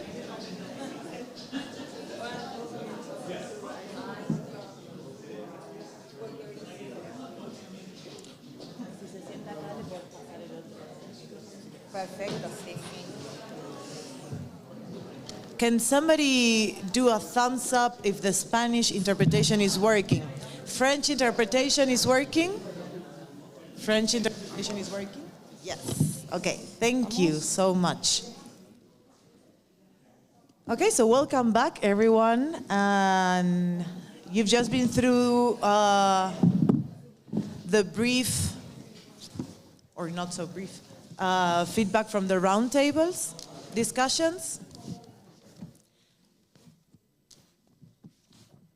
Okay, there's silence now. Great. And we will now move on to session number 4, which is the last session of our global policy conference on building multi-stakeholder trust for CSO development effectiveness. This session is focused on multi-stakeholder discussions and ways forward. I will give the word to Marita Gonzalez, who will be our moderator today. Marita from CPDE. And I ask everyone in the background, who's also still in the process of coming back into the room, to please remain quiet for interpretation purposes. Thank you. Bueno, muchas gracias. Muchas gracias, Josefina. Bueno, tengo el honor de iniciar este diálogo que está vinculado a la construcción de la confianza de las organizaciones de la sociedad civil para la efectividad en el desarrollo y la implementación en el orden de lo que es la Agenda 2030 y cómo descubrir y colocar bien los indicadores en materia de resultados del desarrollo. Y para eso, para este trabajo que venimos desarrollando desde la mañana, y que Nurgul nos hacía este primer acercamiento respecto a cuál es la importancia de las organizaciones de la sociedad civil, donde actualmente en lo que hace a la eficacia al desarrollo, trabajan absolutamente desde el programa de acción de ACRA del 2008, reconocidos como tal, como lo que hemos sido siempre, como actores del desarrollo, y que efectivamente hemos trabajado con el CPDE, la Alianza Global de Eficacia al Desarrollo, en lo que son los indicadores de progreso para la participación de la sociedad civil y que exista un entorno habilitante. Sin embargo, sabemos, y todos los trabajos que han hecho diagnóstico al respecto y relevamiento, hemos observado cómo en 47 países existen restricciones fundamentales a las libertades civiles, individuales y a las libertades colectivas, que también hay persecución de las organizaciones de la sociedad civil, de los activistas de la sociedad civil, y otros países que no, que por el contrario vemos buenas prácticas de cómo desarrollar diálogos sociales a nivel de los actores de la sociedad civil, los movimientos sociales y los gobiernos y el sistema y las agencias de Naciones Unidas. Para eso este panel va a contar con la presencia estelar de 3 representantes de los gobiernos. Me tienen que decir si voy rápido, porque siempre suelo ir rápido. Así que tenemos en forma, remota desde Argentina a Matías Sotomayor. Él es director de Relaciones Institucionales, Relaciones Internacionales del Consejo Nacional de Coordinación de Políticas Sociales, que está a cargo de la Agenda 2030 y de lo que llamamos la localización de la Agenda 2030. Y tiene el papel de articular, no solo a nivel provincial, sino también con las organizaciones de la sociedad civil. Matías, ¿nos escuchas? Por lo menos para saber si nos escuchas bien. A ver si lo tenemos aquí. Sí, perfecto.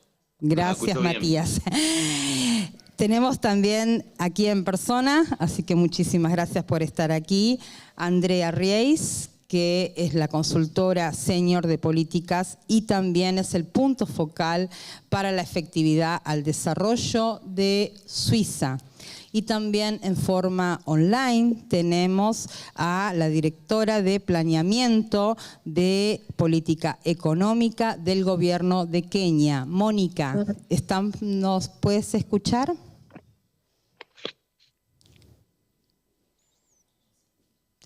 ¿No? Vamos a...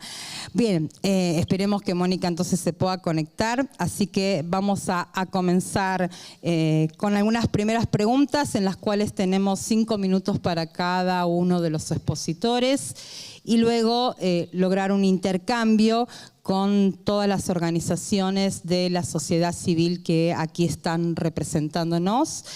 Y en primer lugar, digamos, esta pregunta que va para Matías, digamos, fundamentalmente en los contextos donde vemos básicamente que existe un diálogo entre la sociedad civil, gobiernos y actores del desarrollo, ¿cómo es posible fomentar la confianza entre los actores del desarrollo y cómo se puede ayudar a desbloquear en aquellos lugares donde los obstáculos impiden el entorno habilitante para la sociedad civil?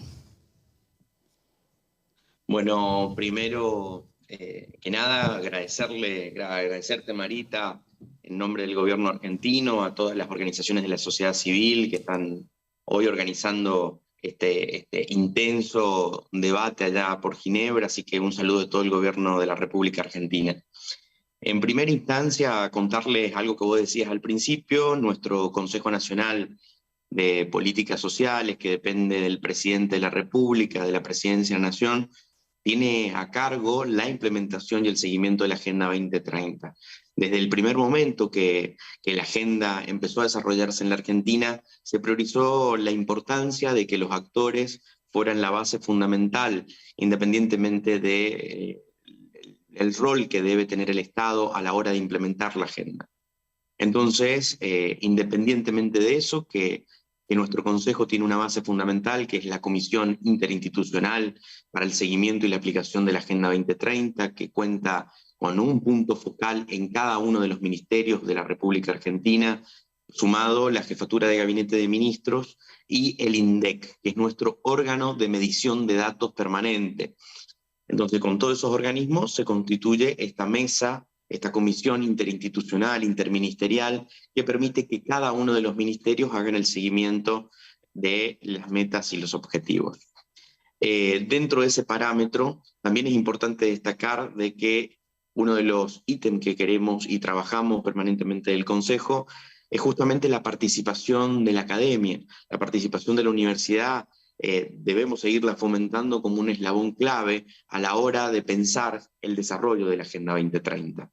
Pero también es importante que nosotros sepamos de que hay otros actores, como los actores empresariales, los empresarios en la Argentina, que por ahí están nucleados en el Pacto Global o que simplemente están interesados en la implementación de la Agenda 2030, tienen un lugar preponderante también dentro del desarrollo de nuestra gestión.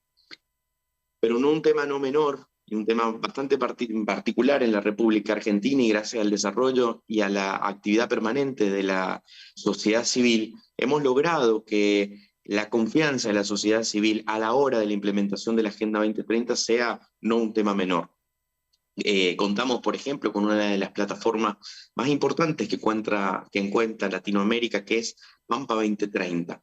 Pampa 2030, como otras organizaciones de la sociedad civil, no solamente participan, hacen evaluación, hacen una territorialización o localización de la Agenda 2030, sino que además hacen un aporte importante no solamente del trabajo en territorio, sino también de la conformación que hace muy poquito la Argentina presentó en el Foro Político de Alto Nivel, que fue el tercer informe voluntario nacional, donde hay un apartado que los invito a leer en nuestra página web, que es www.odsargentina.gov.ar, gov con B larga. La idea es de que la sociedad civil tenga un rol preponderante dentro del desarrollo de la Agenda 2030. En este sentido, con Pampa tenemos un convenio exclusivo. Pampa 2030 es esta plataforma que es un monitoreo permanente de la sociedad civil sobre la implementación de la Agenda 2030 y nos pone en la discusión permanente de afrontar desafíos para que haya una participación de la sociedad a través de estos canales para poder trabajar, que no solamente esto sea una agenda de Estado, sino que sea una agenda consolidada y garantizada por todos los actores de la sociedad civil. Nuestro desafío permanente con los sindicatos en la República Argentina, hay que destacar de que en la plataforma 2030 están las centrales trabajadoras más importantes que tiene la República Argentina, que es la CGT, la CTA, como gremios, como las centrales obreras que desarrollan y garantizan derechos, no un tema no menor, la garantía de los derechos humanos, la justicia social, la soberanía, y temas tan importantes para nuestros trabajadores y para la comunidad en su conjunto.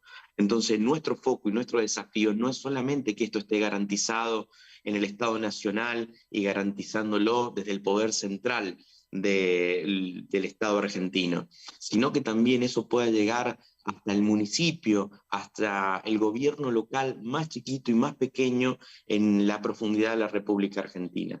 Así ese es nuestro desafío permanente, poder trabajar, poder aceitar, para que así, con la gran posibilidad que tienen las grandes centrales obreras, las ONGs más representativas de los argentinos y las argentinas, también puedan participar aquella pequeña comunidad que nuclea a vecinos y a vecinas a lo largo y a lo ancho de nuestro extenso y querido país. Ese es nuestro desafío permanente. La idea principal es que este año que nos afronta, 2023, podamos trabajar fuertemente en ampliar la participación de esos gobiernos locales para poder también efectivizar y trabajar con ellos, no solamente la incorporación de la academia, no solamente la incorporación de empresarios y comerciantes al desarrollo sostenible, sino también poner una base fundamental y elementos y herramientas claras para que la sociedad civil sea parte importante en la construcción de políticas de Estado sujetas a la Agenda 2030.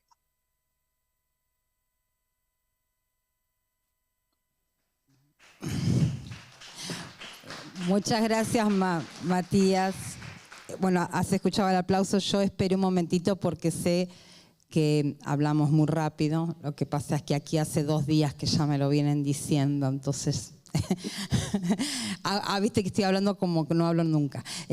Pero sabía que efectivamente te iban a comentar, a hacer el comentario. Así que te agradezco muchísimo. Bueno, le damos también la bienvenida a Mónica Azuna del gobierno de Kenia, del Ministerio de Planificación Económica, la directora de planeamiento, que nos dicen que ya está online.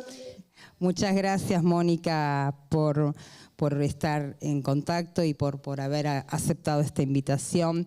Y un poco la pregunta también, como para hacer este diálogo en el mismo sentido que lo que ha dicho Matías, es para Andrea.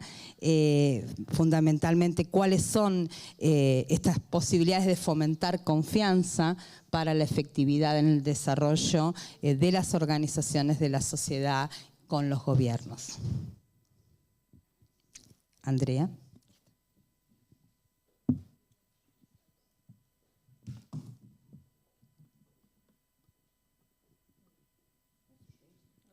I can take this. Thanks a lot for having me here. I'll speak mainly Hello, from good afternoon. That's okay. I speak mainly for 2 sort of experiences. One, I'm representing a development agency, the Swiss Agency for Development, who has a long-standing tradition in working in countries, in various partner countries. And secondly, over the last 3 years, we also had the honor to be co-chair to this partnership. And so we had a bit of a broader insight of what is happening beyond our own little organization. Now, what we are seeing at the moment are really sort of 2 conflicting trends. And I guess all of you feel that in your own work. On one hand, there is a very strong trend that, development becomes much more domestic. When you look back at the MDGs agenda, which was very much an agenda between donor countries and recipient countries, we have moved on to the Agenda 2030, which now slowly grows in a very domestic agenda with its own, as we have heard now from Argentina, with its own domestic processes. So in that context, domestic accountability is sort of key, and you're part of that.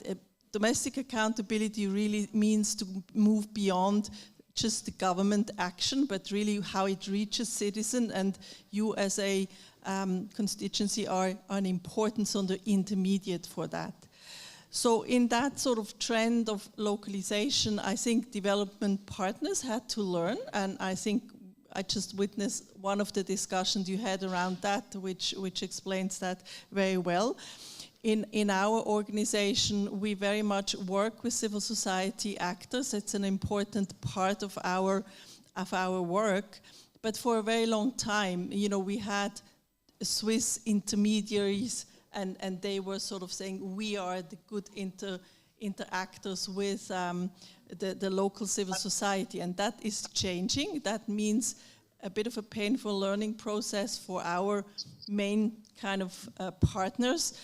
But also means that we have very much decentralized our own operation. Most of the programs we are doing now are developed in countries, not at headquarters, and so that allows a very much direct interaction at the country level with the various partners, of course the government, but also civil society, private sector, and so forth. So we have this dynamic, which was very much also introduced by the Agenda 2030 becoming a agenda of all the countries, a universal agenda. And when I look back over the last couple of years, that really meant something in terms of changes on the way we are working.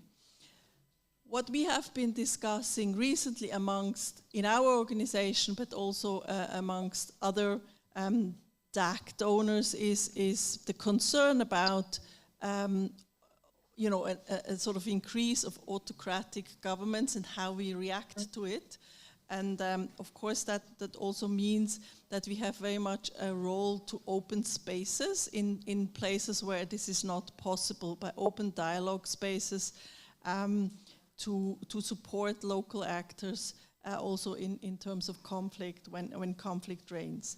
So that's one, I would say, positive development. That also comes along when I now look at the global partnership, what we have been trying to push very much while we were co-chair and very much also in par with the non-executive co-chairs, is to open this space at domestic level and move the work of what the global partnership is doing really to the country level by what we called action dialogues, which help to reignite the dialogue in places where it kind of broke down, but also with the reform of the monitoring where this is supposed to be a much more country-driven process. Of course, that comes with a lot of challenges of supporting capacity of all actors to do that, but I think it's also a great opportunity. I said what I see are sort of two conflicting kind of tendencies. That's the positive one, which gives a lot of hope. On the other hand, we have geopolitics. We have a lot of humanitarian crisis, and that brings about just the opposite. That brings about, also we've seen that very much when we had COVID. It means that we had a rehumanitarization of development cooperation, meaning very much a remote action via, kind of capable international partners. Often, particularly in the COVID crisis, bilateral donors did withdraw from the countries and they worked through to various humanitarian agencies, and many of them didn't come back. And we have this situation a little bit also for South-South cooperation, where often is no presence in the country. The only relationship is actually with the government. So we have a bit of a contrary, dynamic with the induction of crisis and conflict. On one hand, very much a domestic localization and domestic dynamic, and the other hand, very much induced by crisis, something which is much more on remote control, I would call it. And of course, that also comes along with a certain risk of adverseness of many development partners, because they are much more challenged domestically by their own parliaments. We feel that when we just have to renew our bill to parliament, so there's a lot of pressure. What are your results? So it's very much about our accountability to our parliament rather than the accountability in the countries vis-a-vis its own population and vis-a-vis our development results. So we have those two dynamics. It remains to be seen which one will win. I think it's not a sort of a straightforward race, so to speak, but we do believe that the global partnership opens the space to actually give that sort of localization and that multi-stakeholder approach in country a really fair space, and calls the various development partners actually to participate and to actually, be active on the ground rather than just to serve domestic accountability.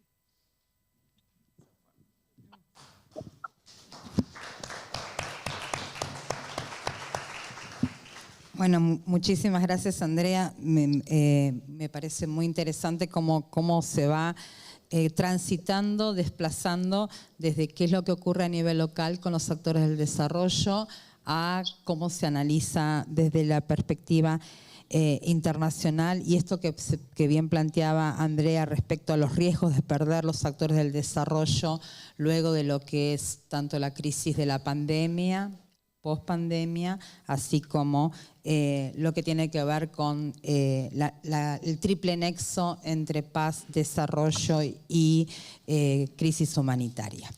Me parece que ahí tenemos dos aspectos muy interesantes de este diálogo, y allí se nos suma entonces Mónica, también un poco con la misma pregunta, pero bueno, le añadimos también qué tipo de diálogo y seguimiento podrían ser necesarios para generar la confianza entre los actores del desarrollo, los gobiernos y las organizaciones de la sociedad civil. Así que, como dije, Mónica, desde el gobierno de Kenia te estamos escuchando aquí desde las organizaciones de la sociedad civil de AOD. Mónica, ahí está.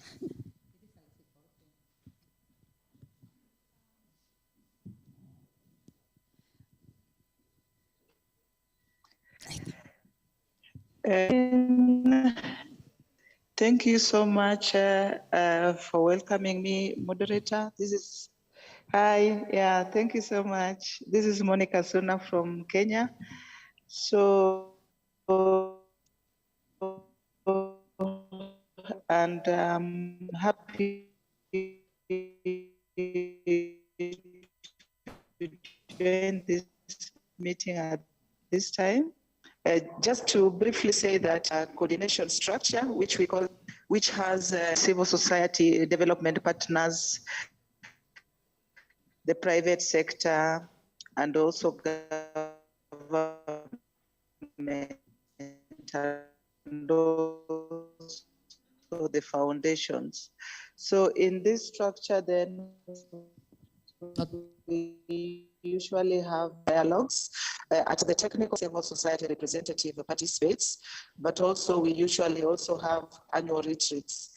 So what is important is that trust, because if you sit on the table and talk together as partners, then you get Sí.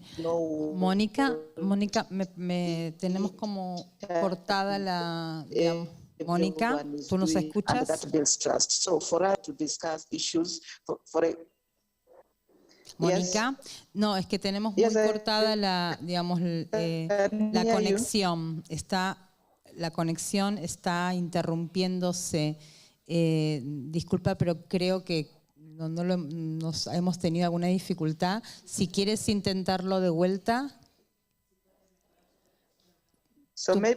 a ver si podemos mejorar la conexión, sí. Si tú puedes.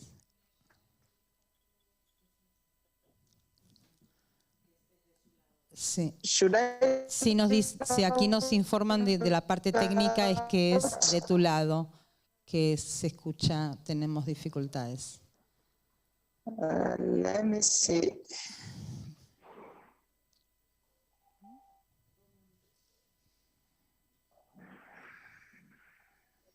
Esperamos un momentito. Hello. Sí, vamos a intentarlo, a ver si ahora te podemos escuchar. I was traveling and I'm using my phone. Ah, you're traveling, okay. Yes. Hello. Sí, vamos a intentarlo de vuelta, Mónica. A ver si quieres volver a comenzar, a ver si ahora estás en un lugar que a lo mejor podemos escucharte mejor.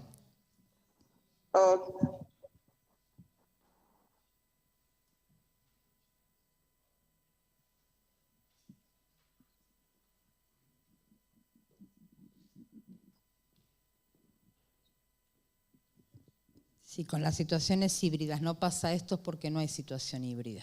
Ya lo sabemos, ¿no? Okay, thank you. Can you hear me? Yes, I hear you. We hear you? Yes. Hello? Yes, we hear you. Can you? If you continue, yes. Me now? We try to continue.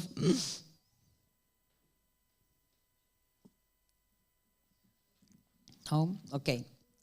Mónica, we have a problem with your connection. If you can't, yes. Can I continue? Yes. Está muy cortado, ¿no? Sí. ¿Qué proponemos?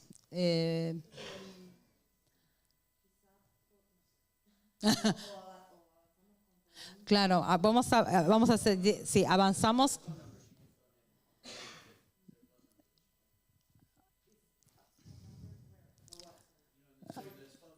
Es phone now. Yes.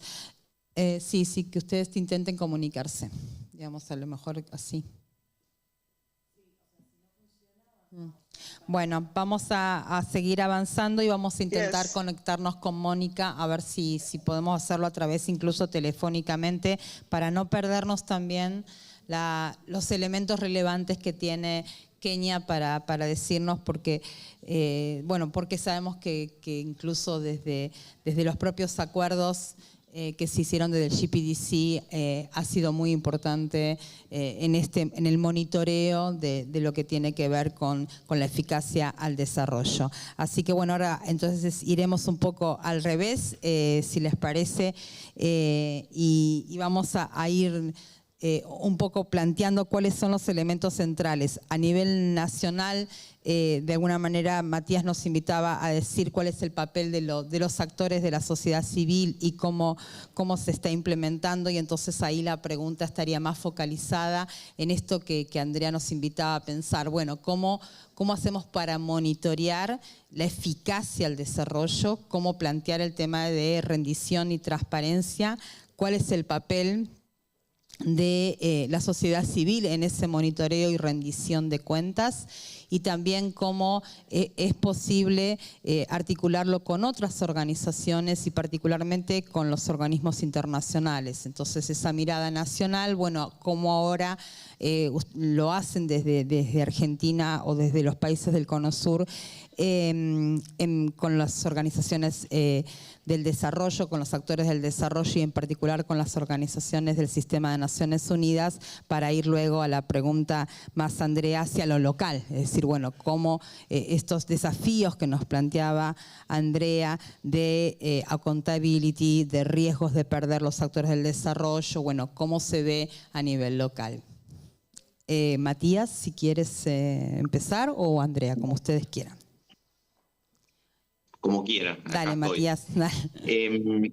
En principio, dejar bien en claro de que la voluntad del gobierno argentino, en primera instancia, como le decía hace rato, ha sido involucrar a los actores de la sociedad civil en un eje preponderante y fundamental, porque la Argentina tiene una cultura fundamental sobre la participación. Hacía referencia de que la principal plataforma que hoy hace el desarrollo de la vinculación con la Agenda 2030 de los actores de la sociedad civil es Pampa 2030, que tiene en su origen o que tiene dentro de sus miembros las centrales obreras más importantes que tiene la República Argentina, y la componen desde organizaciones de la fe hasta organizaciones vecinales. Eso es sumamente reivindicativo, y en nuestro caso fundamental, en mi caso particular, yo provengo también de la sociedad civil, entonces hoy que me toca tener un rol desde el Estado, no puedo mirar para otro lado y reivindicar a mis compañeros y compañeras que tienen un rol preponderante. Pero volviendo a la necesidad de la localización y volviendo a la necesidad de poder encontrarnos en un eje o en una estrategia fundamental, hace un tiempo que el Consejo Nacional de Políticas Sociales se planteó con las organizaciones de la sociedad civil generar un foro, voy a hablar un poco más despacio, generar un foro de participación donde los diferentes actores pudieran ser parte fundamental del desarrollo estratégico para la implementación de la Agenda 2030. Creemos como un hecho reivindicativo y totalmente fundamental de que dentro de ese marco se han realizado diferentes foros de participación ciudadana en la provincia de Buenos Aires y en algunos otros lugares de la Argentina, no a lo mejor con esta estructura, pero sí dentro de esa estrategia. Por ejemplo, hace muy poco yo acompañé a Pampa 2030 y al sindicato de la UOCRA al desarrollo de una actividad con organizaciones sindicales en la provincia de Tucumán. El mismo desarrollo se desarrolló en la provincia de Mendoza y después en la provincia de Misiones. ¿Qué quiero contarles con esto? De que estas provincias argentinas importantes para el desarrollo local nos ha permitido poder hablar con los actores de la sociedad civil y generar el vínculo necesario para que los estados nacionales, provinciales puedan tener un eje fundamental para esta alianza estratégica que propone la Agenda 2030. Nuestro trabajo para este año y para el 2023 es reforzar el desarrollo y el protagonismo que debe tener la sociedad civil para la territorialización. Y ahí es donde viene una cosa que decía Andrea, que para nosotros es sumamente fundamental. Ordenar la cooperación internacional para que la sociedad civil también tenga un impulso ordenado hacia la localización de la Agenda 2030. Muchas veces en nuestros gobiernos locales, sí, la sociedad civil, fundaciones, organizaciones de base, organizaciones territoriales, no ponen en discusión los valores de la Agenda 2030, por ahí los gobiernos miran para otro lado. Nosotros creemos fundamental la participación, como decía hace rato, de la academia, de las universidades. Cuando me refiero a la academia, me refiero a las universidades. Y también decir que en la Argentina las organizaciones de la sociedad civil hacen un fuerte hincapié en el desarrollo y en la reducción de las desigualdades, basada en ejes fundamentales como es, por ejemplo, un tema que estamos encarando ahora, que es donde va a participar la sociedad civil, la academia y también los gobiernos locales, que es un fondo del cual estamos participando gracias a la alta comisionada de derechos humanos, reivindicando hoy el Día Internacional de los Derechos Humanos, para trabajar con personas con discapacidad, para poder fomentar a organizaciones de la sociedad civil, no solamente con cuestiones que tengan que ver con la capacitación y la implementación de la agenda, sino también con fortalecer su nivel. Matías, estás muteado. Perdón, no sé si estoy ahí. ¿Se me escuchan? Sí, ahora sí. Sí, porque justo me entró una llamada, estoy de viaje y justo estoy con el celular. Contarles de que dentro del marco de ese desarrollo, la idea es poder trabajar con este fondo que nos propone la alta comisionada en derechos humanos de Naciones Unidas, poder trabajarlo, este fondo de discapacidad, para poder fortalecer la participación de organizaciones de en la sociedad civil que trabajen o que estén conformadas con personas con discapacidad y fortalecer su nivel jurídico. Asimismo, contarles que a través del Banco Interamericano de Desarrollo estamos ya cerrando un acuerdo bastante importante para poder trabajar en la transversalidad en todo el territorio nacional y con un eje en la localización de la transversalidad de género y poder trabajar con las comunidades del LGTBQI+, para poder de alguna manera solventar y trabajar de forma permanente la igualdad, la reducción de las desigualdades con la comunidad del colectivo de la diversidad. Así que creemos poner en valor que si estas cosas no hubieran sido demandadas por la sociedad civil a nuestro Estado nacional, a los estados provinciales, a nuestros puntos focales en las provincias y en los gobiernos locales, difícilmente pudiéramos estarle dando respuesta a esta alternativa. Pero como decía Andrea, y para cerrar la idea y la pregunta, si no me preguntan, estoy totalmente abierto a responder. Creo fundamental de que el eje de la cooperación sur-sur y cualquier tipo de cooperación y los países aportantes tenemos que sentarnos en mesas locales donde participe desde el municipio más chiquito, desde la comunidad más chiquita de la Argentina y de cualquier país del mundo, hasta los estados nacionales, conformarnos en una alianza estratégica, armar mesas de gestión, armar mesas de participación, donde estén involucrados todos los actores de la sociedad para darles respuesta concreta y poder trabajar en el tan anhelado desarrollo sostenible que queremos todos y todas, para que nadie quede atrás. Nada más, muchas gracias. Muchas gracias, Matías, muy, muy importante. Creo que tenemos aquí conexión con Mónica, vamos a intentarlo. Andrea, si te parece, lo intentamos con Mónica, ¿sí? Antes de seguir contigo, por las dudas. Digo, pues porque tengo miedo de que se nos caigan. Mónica, queremos saber si tienes una buena comunicación ahora, Mónica.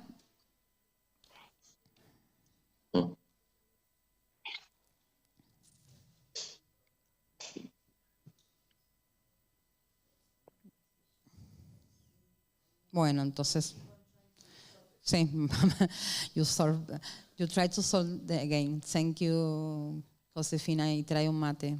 Ah, no. Entonces, aquí, Andrea, bueno, ahora sí, como vemos que tenemos dificultades nuevamente con la conexión con Mónica, te invitamos a un poco al revés, ¿no? Plantear cómo efectivamente podemos, qué ocurre en los lugares concretos, en la localización concreta, cuando efectivamente hay una reducción importante de los espacios cívicos. Tú nos decías que se observa una preocupación por las crecientes autocracias o gobiernos con tendencias autocracias y bueno, cómo se hace desde el sistema de cooperación de Suiza.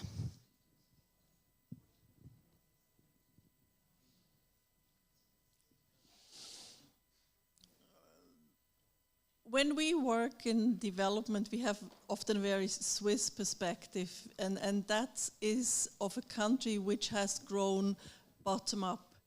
In our history, we have a history of federalism, of joining together very small entities in very direct democratic ways. We have various forms which have grown over many centuries of very much a direct involvement of citizens. So actually our citizens can overturn government decisions. They ultimately have the last word. And what I also heard from the colleague of Argentina is a bit the same. I think what we have to build up is really the society from bottom up and build a very delicate sort of balance between you as, you know, mobilizing citizens, between your advocacy role and your role in helping to actually deliver on the agenda. And that's a complicated relationship. In our particular way, it is, for instance, if I look at Switzerland, we have in a lot of service deliveries, be it for instance, electricity and, you know, kind of power plans or be it for social protection, we have a very delicate fabric of many stakeholders working together. For instance, in poverty measures in Switzerland, there are a lot of civil society and NGOs working together with more sort of profit-oriented organization and with governments, and actually it starts from local governments and then ends at federal states. But it really starts from local government, where also local government have power to collect revenue, so they are quite independent. So, and that's a balance between a very strong advocacy role and being a voice, but also of taking responsibility and being accountable for then delivering on particular services or delivering on SDGs. So that's something which every country and every community has to develop, that balance and that fabric in a very domestic and very local way. And I guess that's what we are seeing in many countries, and how that fabric grows together, but often it also falls apart again. I mean, there's really sort of both direction to go. So that will mean that in your organization you have to develop those both angles. Some of your organization are much more an advocacy organization, some are much more coming from service delivery, and that will have to come together or will have to grow together in sort of larger platforms. I think it's an exciting development, because it produces very creative and very distinct models how, for instance, social protection can happen in countries. We have sort of a privileged way to do social protection because we have enough money to collect to then pass it on. Many countries don't. And so they have to develop a much more complicated way to kind of assure that nobody is left behind. And that sort of very domestic process is really something which can only happen at a local level. And as development partners, we can support certain things, but we also have to learn that some of the solutions we think are good will not work in certain places, and that's where we have to learn, and that's why also South-South cooperation is today such an important issue.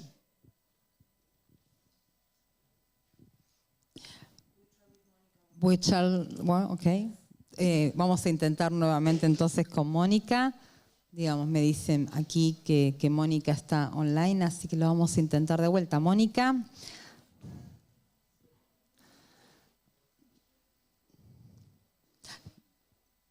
Lo estamos, Mónica.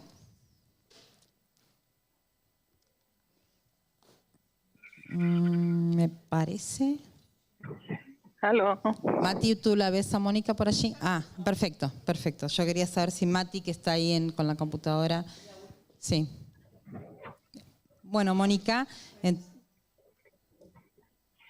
porque acá no la vemos. No la veo, pero la escucho. Ah, ¿la escuchás? Ah, bueno. Hello, can you hear me now? Perfecto, sí, te escuchamos aquí. We hear you. Hear you? You hear us? Okay. Yes, I can hear you.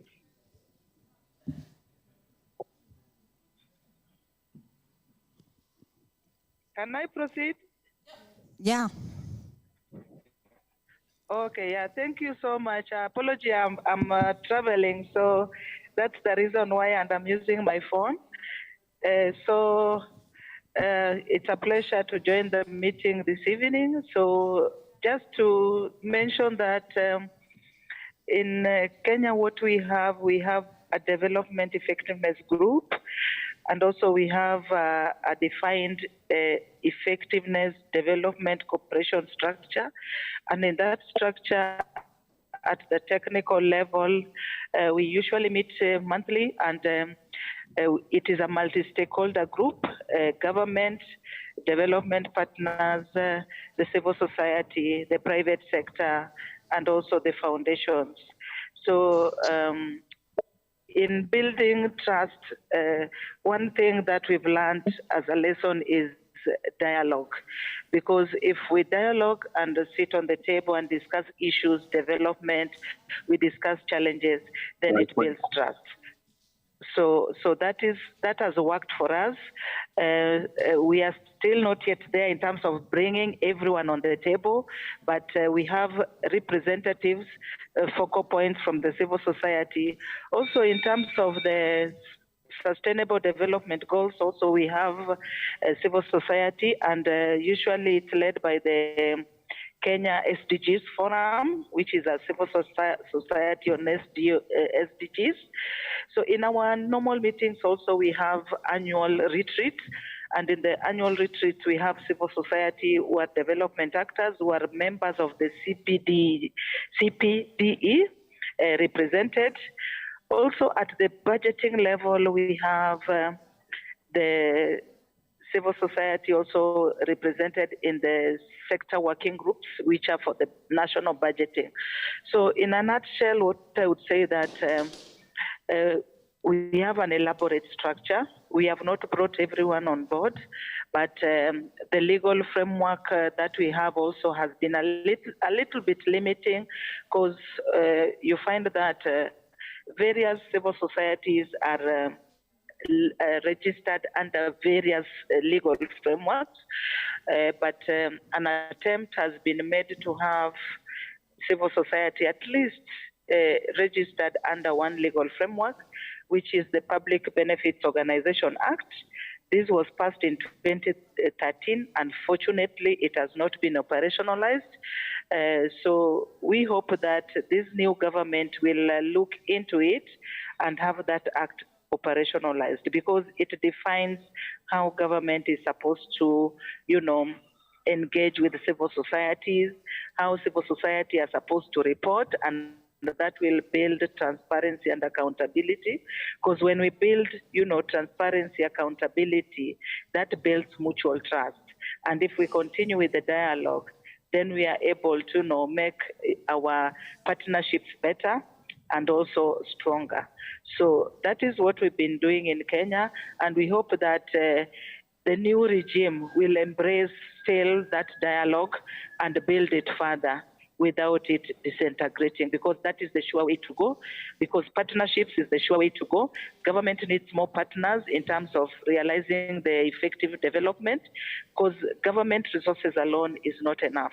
But when we embrace other actors in development, then we are able to realize, the national priorities as well as the sustainable development goals. So that is what I would say, and thank you so much for giving me this opportunity. Yeah, thank you.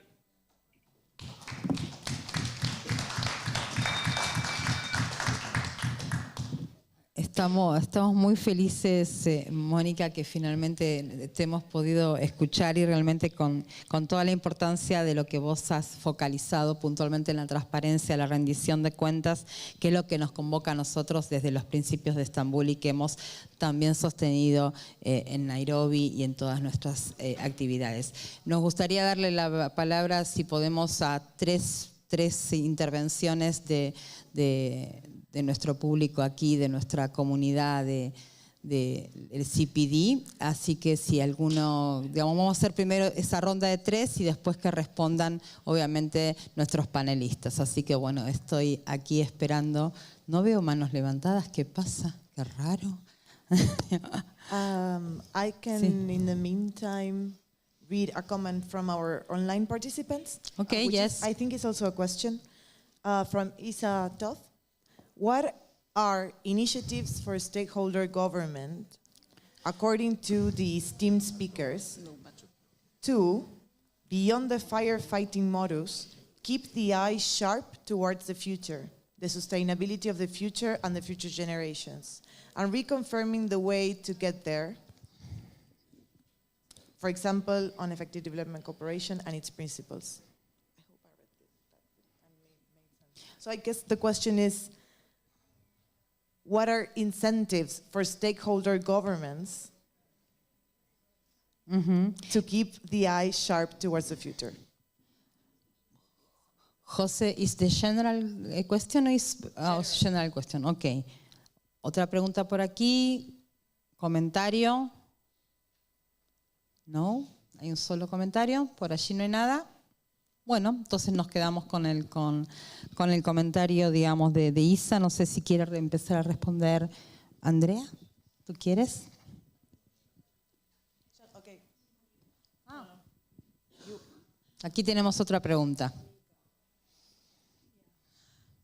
Thank you, Monica, for sharing us that in Nairobi, Kenya, there is a CSO's forum for SDG.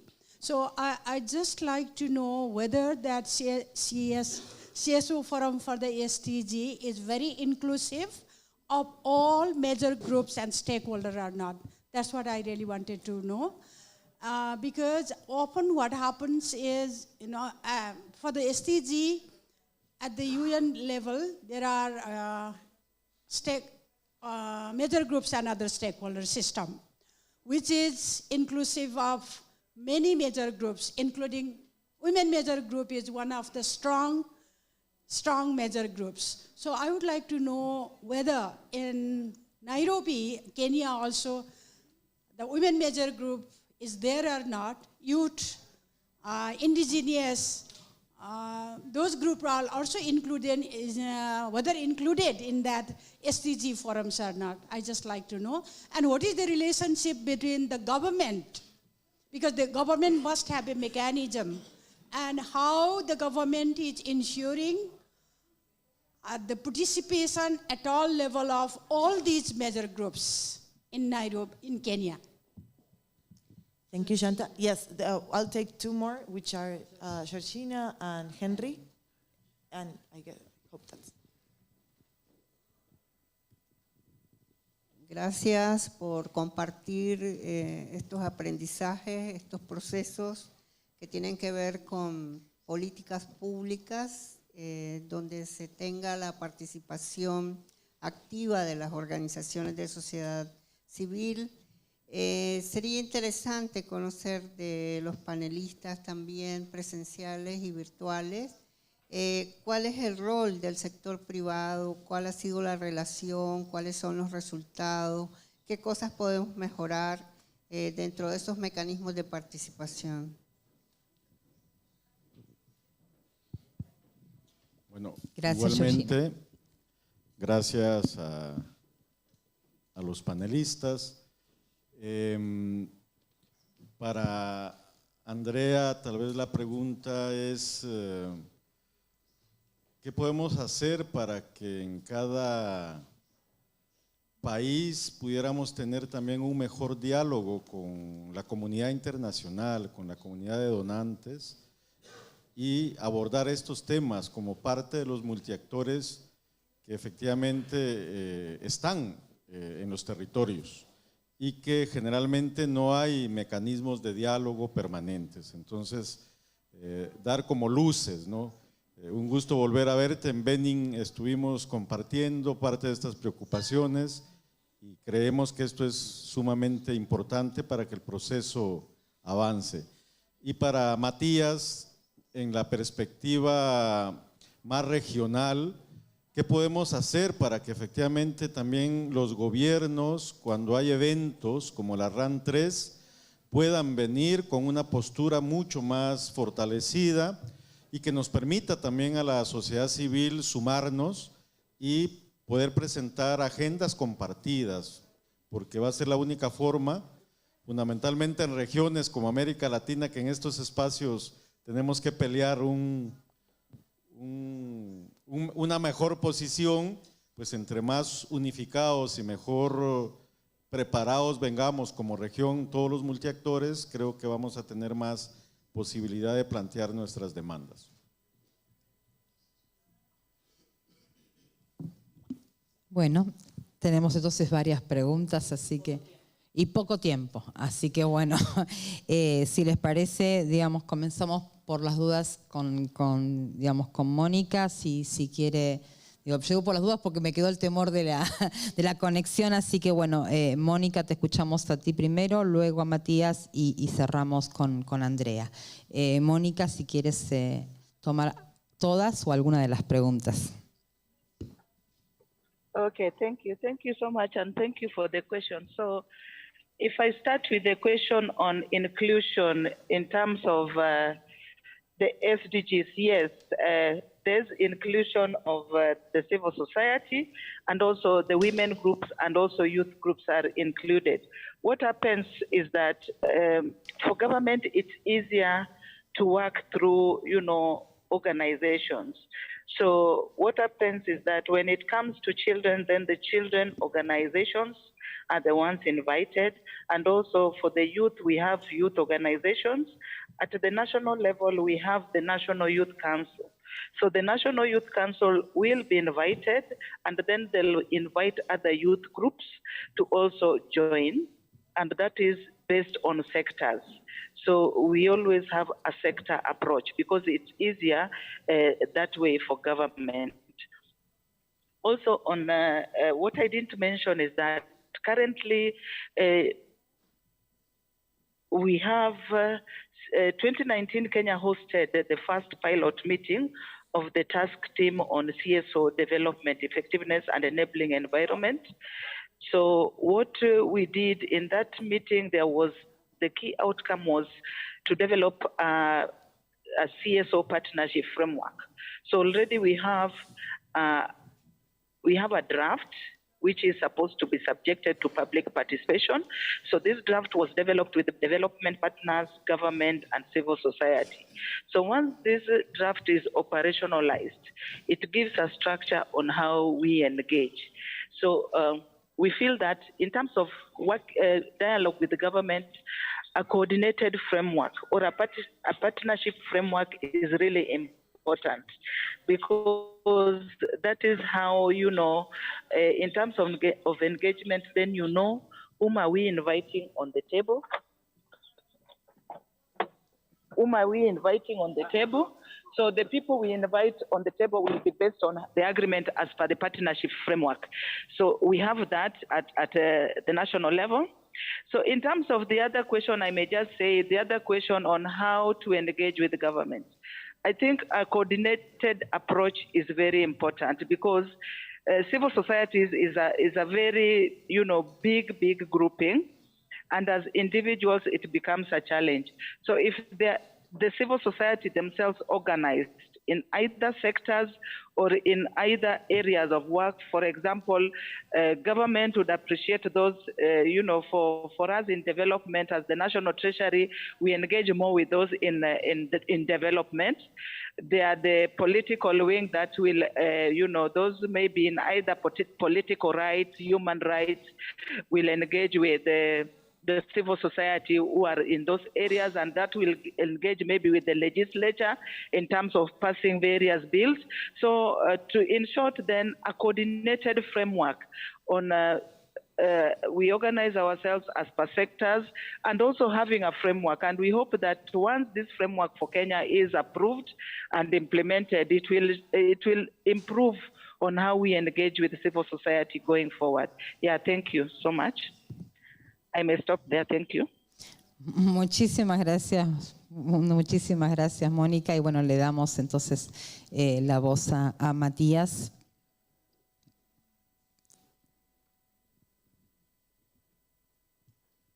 ¿Estás allí, Matías?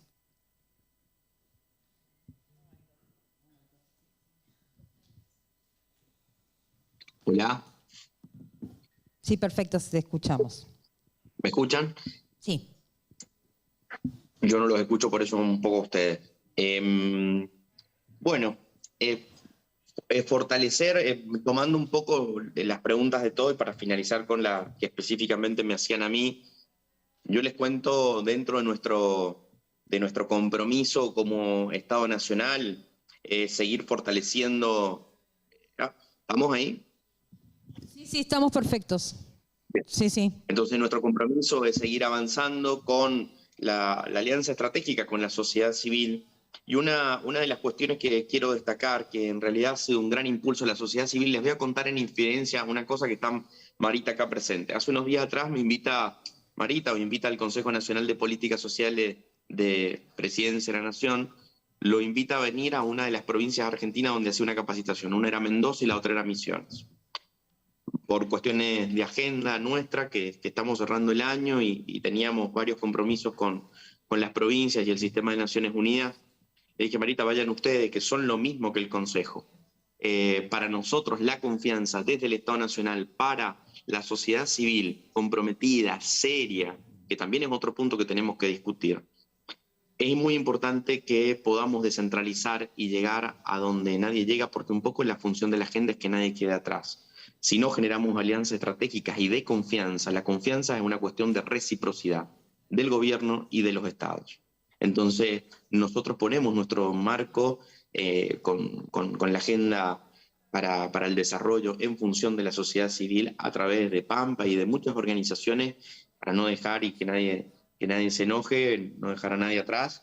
La idea es poder fortalecer esa alianza estratégica entre esos actores con una discusión prudente, sana y que verdaderamente contribuya a ser mejor y socialmente justos como buscamos desde el Estado argentino.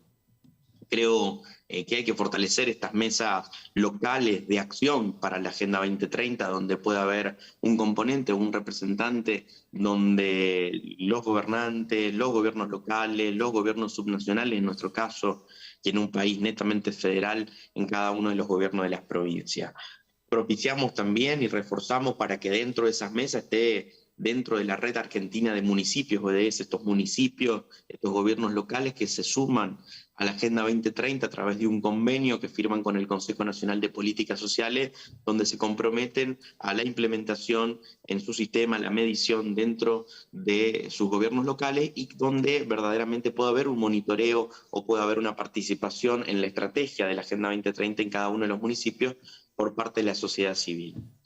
Por otro lado, creo que alguien hablaba de la cooperación. Me parece que nosotros, les quiero contar cortito, de que a través de UNDESA y a través de fondos italianos específicamente, estamos recibiendo una cooperación para poder trabajar con el gobierno de Bolivia y con el gobierno de Paraguay en un informe tripartito donde no solamente van a participar los estados como se pensaba originariamente, sino que incluso a través de un pedido del gobierno argentino y del gobierno del Paraguay, vamos a poner como base fundamental que todos los actores que de alguna manera vienen desarrollando todo su trabajo en función de la Agenda 2030, sociedad civil, sector empresarial, la academia y la cooperación internacional, estén involucrados en poder trabajar en este informe, en este primer informe dentro de Sudamérica, es poder trabajar en un informe tripartito donde todas las piezas, todos los engranajes de la sociedad puedan tener su devolución y puedan participar. Así que pronto, si no me equivoco, febrero o marzo, estamos viajando con la sociedad civil, con representantes de las organizaciones empresariales y con el gobierno argentino, más los gobiernos locales que son vecinos de Bolivia y Paraguay. Desde Argentina estaremos viajando a Asunción del Paraguay para poder empezar el desarrollo y los talleres para poder trabajar en esta acción. Por último, volver a reivindicar las gestiones dentro de la Alta Comisionada de Derechos Humanos para los fondos para poder trabajar con las ONG que desarrollan un trabajo con personas con discapacidad o que están integradas por personas con discapacidad, reivindicar y poder fortalecer y acelerar los foros de participación social, el espacio para los jóvenes de forma natural que componen la sociedad civil, porque creemos de que un poco el aporte de que los jóvenes se apropien de la agenda tiene que ver con contribuir en acelerar un poco los objetivos en función del poco tiempo que nos queda y que los jóvenes se puedan apoderar de la agenda y de los valores de la agenda nos parece sumamente importante y poder impulsarlo a nivel regional. Poder trabajar en equipos que tengan que ver con este programa que les decía del BIT para la transversalidad de género y las diversidades. Nuestro país se caracteriza y levanta muy fuerte la participación de los colectivos de la diversidad porque nos parece sumamente importante construir un Estado de Derecho donde verdaderamente todos somos iguales y donde poder construir mucho amor y mucha igualdad respetando la libre elección de cada uno de los actores que componen nuestra sociedad. Y por último, para responder la pregunta en función de las confianzas, de la participación, me parece que es algo que me parece muy bueno, que tenemos que discutir con la sociedad civil, E insisto en un tema que es fundamental. El nivel de confianza que nosotros construimos en la Argentina con la sociedad civil nos permite poder avanzar hoy en este tema. E invito a los gobiernos en general, no somos Suiza, pero sí tenemos en materia de recursos, pero sí la Argentina tiene una vocación enorme permanentemente de hacer un aporte humano a la cooperación internacional y principalmente poder construir ese aporte con las organizaciones de la sociedad civil, como decía al principio, con los trabajadores, con los representantes de los sindicatos argentinos, poder decirle que me parece que es un buen momento para ver cuál o cómo podemos financiar la participación de la sociedad civil. Vuelvo a insistir, es necesario también construir bases sólidas para la participación, porque si no, nos falta, como también dentro del Estado, algunos vivos que utilizan la excusa de la sociedad civil para poder tratar o trabajar temas particulares que solamente les interesa a un sector denominado o un sector con algunos intereses particulares, y nosotros creemos de que está bueno dialogar, fortalecer, respetar las opiniones de todos, pero poner en valor a muchos que sí se quedan atrás, porque por ahí no tienen la posibilidad que nos pase en nuestra provincia de poder viajar, estar en Ginebra o poder participar en un foro, fíjate, en nuestra ciudad de Buenos Aires, que viven en el interior profundo de la Argentina y que no tienen las mismas posibilidades que tiene uno que vive en la capital federal o en la capital del país. Nada más. Muchas gracias. Ahora le damos la palabra a Andrea. Okay, being the last, I try to be brief. I mean, maybe two things. One is really, as you all have had in your discussion remarked, in many countries the dialogue somewhat has broken down. So that's why within the global partnership we have tried to put in incentive to restart that dialogue again by making actually action dialogues and dialogue a very important part of the monitoring. So we don't want to just collect data, but we really want them to be discussed and to be followed up. And that serves as a platform. And of course, we kind of throwing out the ball, but somebody has to catch it. And we hope that you are one of the groups who catches the ball and helps to restart that dialogue. Monica has given an example of Kenya where this is institutionalized. In many countries this is not the case, but hopefully one by one that can help to restart and then hopefully over long term institutionalize it. The second point I would like to make is the importance of working in sectors. Very often at the global level, it's quite complex and challenging, particularly for civil society organizations to engage. And hence, it is important to shift our attention to particular sectors, because there it's much more concrete what we are talking about, and you will have very concrete actors amongst yourself who are competent, being youth organization, women's organization, trade unions, environmental organization. So it's important to carry that from a much more complex and somewhat detached global or national general dialogue to really there where it matters in the sectors. And hence we have to build on the structures and build up the structures in the sector where this dialogue is happening, and there it become more concrete, and I think there you can also be much more strong. Thanks. Bueno, muchísimas gracias a Mónica, a Andrea, a Matías, a los tres. Creo que han habido algunos puntos muy interesantes como para señalar. Seguramente todos tienen la inteligencia y seguramente la sabiduría y el recorrido para hacer sus propias conclusiones. Solamente me quedo con alguna idea que a lo mejor es desde lo personal y doy, obviamente cada uno hará sus propias conclusiones, pero básicamente el tema de la importancia que los tres panelistas nos han planteado sobre crear marcos de alianzas con enfoques coordinados para impulsar y demandar la participación de la sociedad, no solamente en los espacios internacionales, sino como también finalmente decía Andrea, en lo local, en lo territorial, y cómo también realzar todo lo que tiene que ver con la cooperación no solo tradicional, sino también la cooperación sur-sur, y que este próximo panel que hagamos en la próxima actividad también esté presente fundamentalmente la visión regional, pero también la visión, en este caso, de Asia-Pacífico, que no la hemos tenido y seguramente también tendrá mucho para decir, América del Norte y también Oceanía, y eso es un poco lo que me quería, y MENA, digo, Medio Oriente también, creo que tiene muchas cosas importantes para decir. Hoy hemos escuchado a 3 de estas regiones y poder escuchar aún más y poder articular mejor. Así que muchísimas gracias a todas y a todos. ¿Qué decís? Perdón, aquí yo me olvido de dar regalos. Matías y Mónica los tenemos lejos, pero digamos, en nombre de los 3, aquí está recibiendo un regalo de la Alianza Global de Eficacia al Desarrollo para... Así que bueno, muchísimas gracias Mónica, muchísimas gracias Matías. Los dejamos disfrutar el sábado y muchísimas gracias por haber estado con nosotros. Este aplauso inmenso para los 3. Gracias.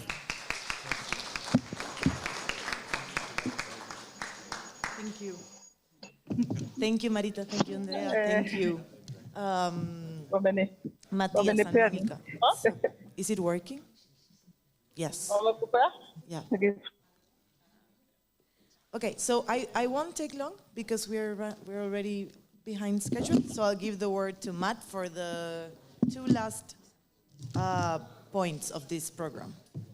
Well, the first is we're going to take a very short break, 10 minutes. Or the quicker that you're back, the quicker you get out of here. 5 minutes, okay. Just to re-energize a little bit, we're feeling a little bit like oh, let's continue. The people want to watch some football. Okay, well, if we don't need a break, then we'll go straight to it.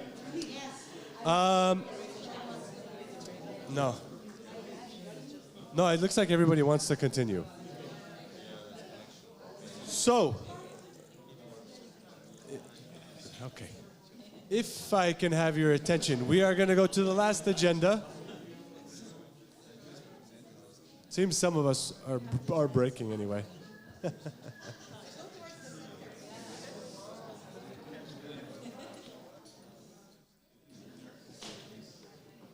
So for the last agenda, thank you to Artemi and Andrea for joining us. We'll see you tomorrow, maybe. Okay, well, I'll just invite Richard up here then. Our last agenda, which hopefully should be rather short, is to go through the draft declaration from this conference, which we will aim to present, well, not present officially, but we'll inform our engagement in the summit that's coming up. I believe it is being sent around via the WhatsApp group, so you should be receiving it on your phones, on your mobiles, so you can read along with Richard as he reads it out to you. It should also be put in the Google Drive, so various modes of distribution, and we'll be screening it somewhere up here, so you have no reason not to pay attention to what's going to be read to you, and you can read yourself right now. I should note that this declaration we should consider sort of a living document. What we're looking for right now is sort of an overall endorsement, not really I don't think we're trying to engage really in any sort of major exchange on the content of the endorsement or sort of wordsmithing, getting into a period here or a comma there. What we could entertain is any sort of major objections or major omissions that you see that the drafters might have missed, and that we would consider basically kind of taking on. But beyond that, I think I'll turn it over to Richard to present this Geneva Declaration.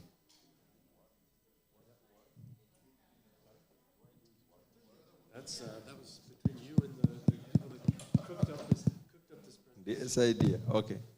First of all, you are welcome to the reading of the declaration. Secondly of all, to save time, since the kickoff is in 9 minutes. It's all agreed.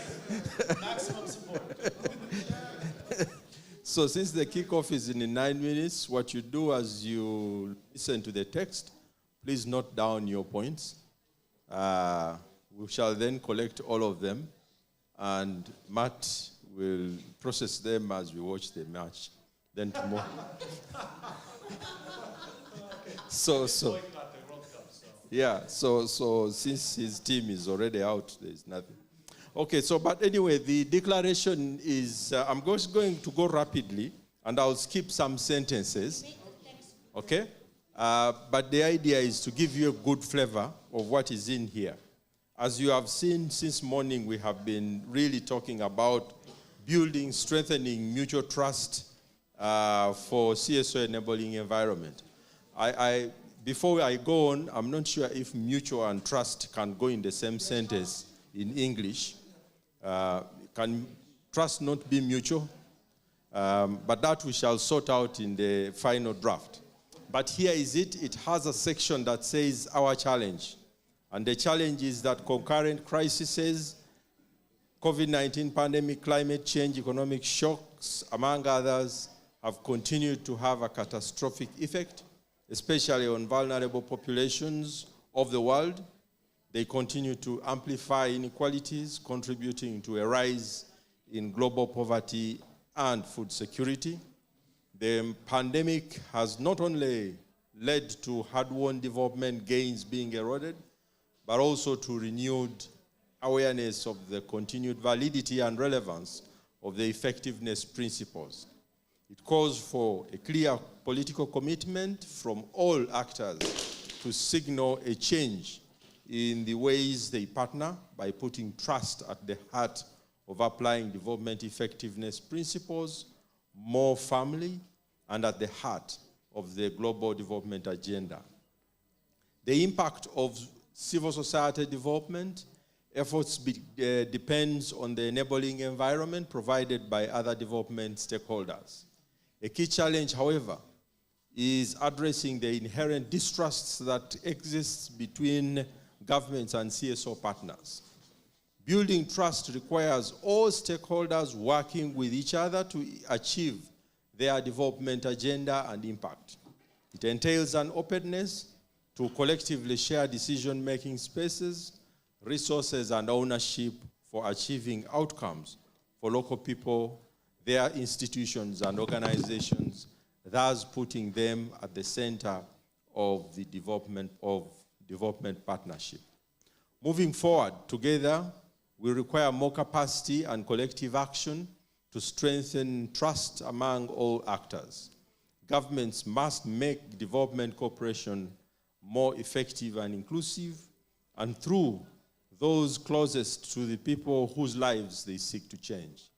Our collaboration, inspired by a whole-of-society approach, must build on the distinct role of civil society organizations and provide a route to strengthen the trust and energy needed to deliver sustainable development for all. Our resolve and call. The realization of strong partnerships based on mutual trust depends on steps taken by governments to fully implement democratic ownership, inclusive development partnerships, and transparency and accountability. Efforts to fast-track the implementation of the Nairobi Outcome Commitment on civil society organizations enabling environment must gain momentum. Creating enabling conditions for local initiatives and organizations to thrive is critical. In this regard, there is a need to expand civic spaces for civil society organizations at country level and make the enabling environment for CSOs a reality. Genuine trust building measures and steps must be developed and deepened. The future for CSO effectiveness in development remains dependent on securing and protecting the civic spaces already made while deepening the trust agenda. We seek the implementation of declarations and commitments made in Paris, Accra, Busan, and Nairobi with regards to the CSO enabling environment and development effectiveness. In this regard, we will take necessary and relevant steps to promote mutual trust and strengthen our partnerships with other stakeholders. In this regard, and in line with the thrust of the Istanbul Principles, civil society will strengthen our capacities in developing credible and sustainable partnerships in support of mutual trust and respect, address our financial sustainability by building strong, predictable, and reliable partnerships to address the deteriorating funding environment, especially for CSOs in the developing world, invest in self-regulations and standards to promote transparency and accountability for enhanced mutual trust.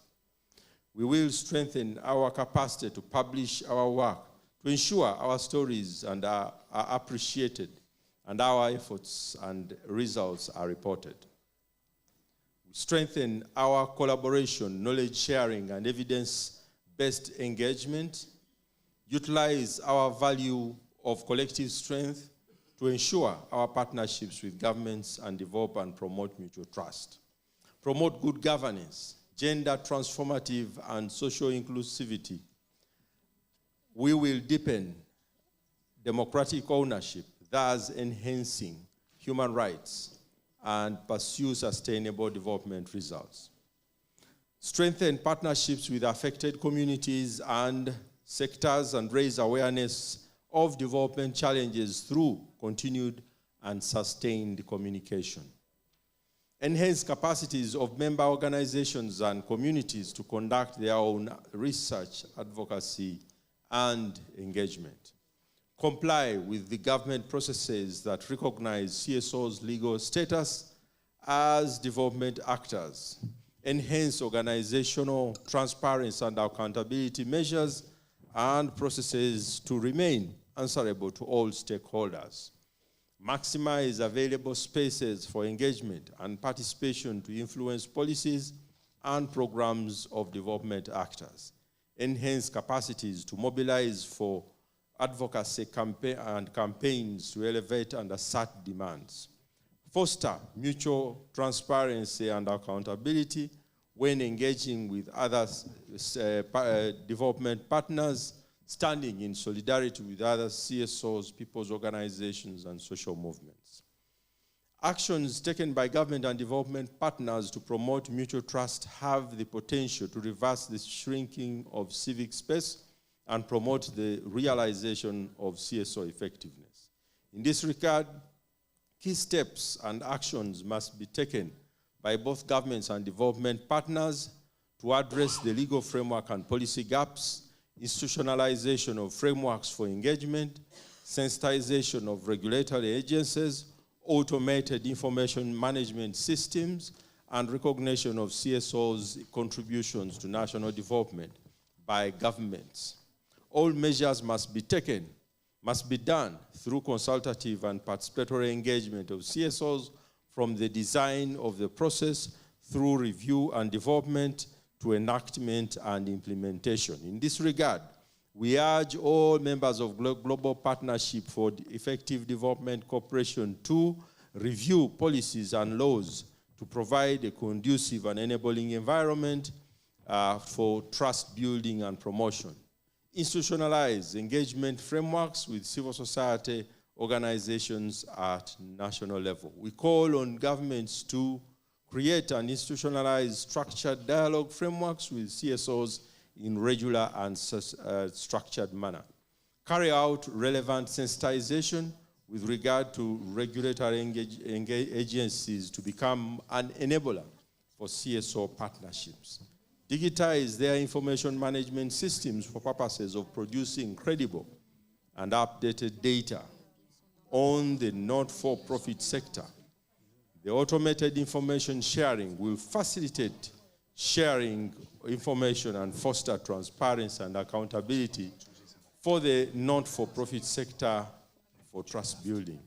Invest in profiling, documenting, and appreciating the contributions of and best practices of CSOs.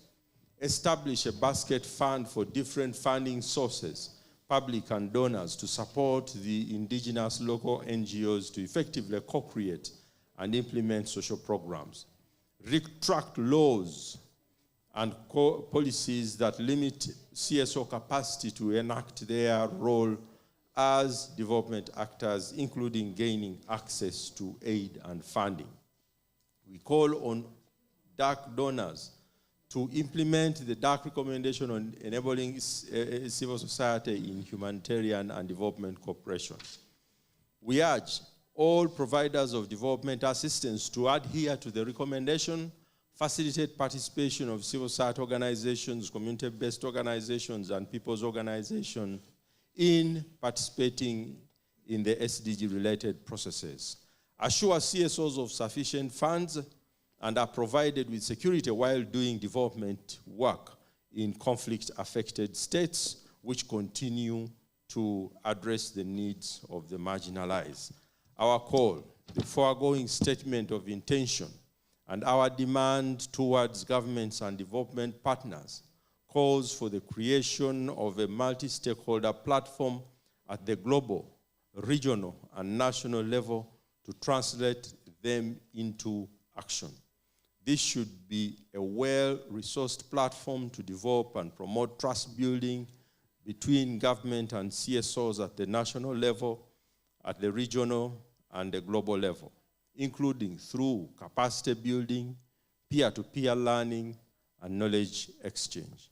The overall goal for this platform should seek to deepen our collective commitment to an enabling environment within the GPDC's new ways of working at country level. This body will reflect on the current conditions, experiences to date, and good practice to develop practical guidelines for trust building at country level, complementing civil society's Belgrade Declaration and the DAC recommendation on enabling civil society. These guidelines will focus on conditions needed to open civic space and enable civil society for inclusive partnership in realizing the transformative changes so urgently needed for people's human rights in development. They forgot to add a luta continua. But thank you very much for listening. Great. This is our declaration. I've been reminded to remind you that we are here in Geneva for this meeting and not necessarily to go watch football. So we do need to finish this process in a genuine fashion. We have time for any inputs that want to be made. I should have noted that the documents that were circulated on the WhatsApp group, you have this in Spanish and French, albeit the sort of rough and quick translations. So although you weren't able to read along you were able to listen along in Spanish and French, not read along necessarily, but you have these documents in various forms or through various channels and mediums in the 3 languages. I have 1, 2, 3. So we'll start with Deirdre first, then Ilomo, Henry, and Shata. Thanks very much for running through the declaration, the outcome declaration, as quickly as you did. And it looks like a great declaration. There's an awful lot in it, and can't say that representing Forrest here, Forrest disagrees with anything there. However, just wondering about the final call, which is for a new platform. So wondering, just a little bit of just some fear, I suppose, of duplication or whatever. To what extent would this platform, it talks about a multi-stakeholder platform, but then it particularly talks about improving relations between government and civil society. To what extent would it be connected to the GPEDC, or would it be something completely standalone? Is there a need for a new platform, or is this not something that could be done within, a platform maybe connected to GPEDC and so on. So just to get an idea what we have in mind and why it's seen, a new platform is seen to be needed. Thank you. Hello, can you hear me? Yes. Thank you. I was just wondering if there was any space at all to make the...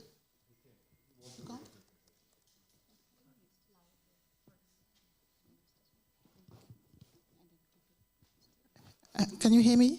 Thank you. I was wondering if there is any space at all to make the declaration a little bit gender sensitive, because that doesn't seem to come across. Thank you.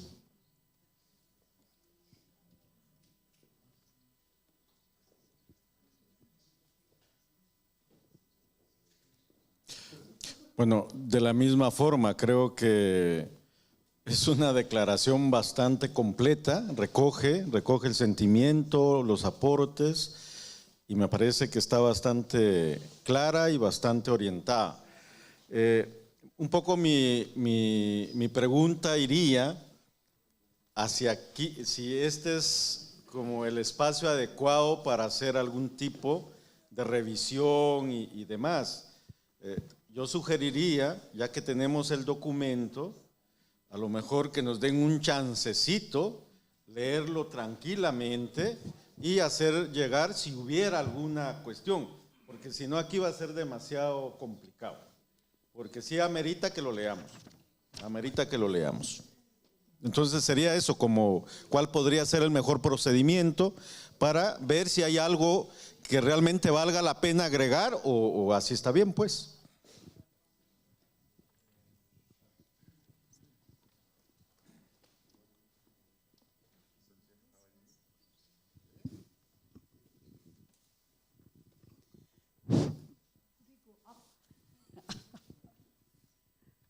First para, I just have. Okay. Yeah, for example, one fundamental comment is it does say about inequalities, but doesn't clearly, explicitly mention about discrimination against. So somewhere else we need to really add injustices and discrimination. That is one thing. And another is the vulnerable population. So what it's, I don't know, vulnerable population. Population are made vulnerable, but not, population themselves are not vulnerable to me. So it's little bit negative to me. Like disadvantaged and disadvantaged. So similarly, maybe that concept a little bit need to be clarified. And another is we have mentioned about national level. I think it has to go national and sub-national level as well. That is one thing, because we are talking about no one leaving behind, reaching at the root. So national level is not only, it doesn't, national level, yeah, so that's the one thing.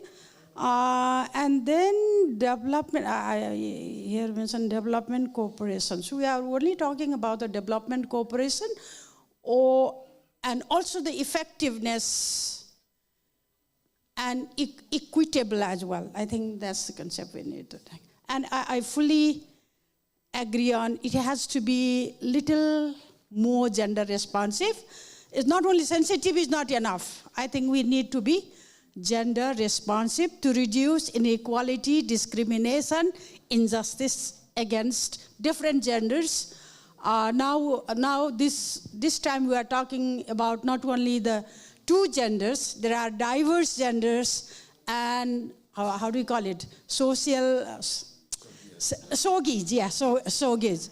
So sexual orientation and gender diversities. So in many of the, even the UN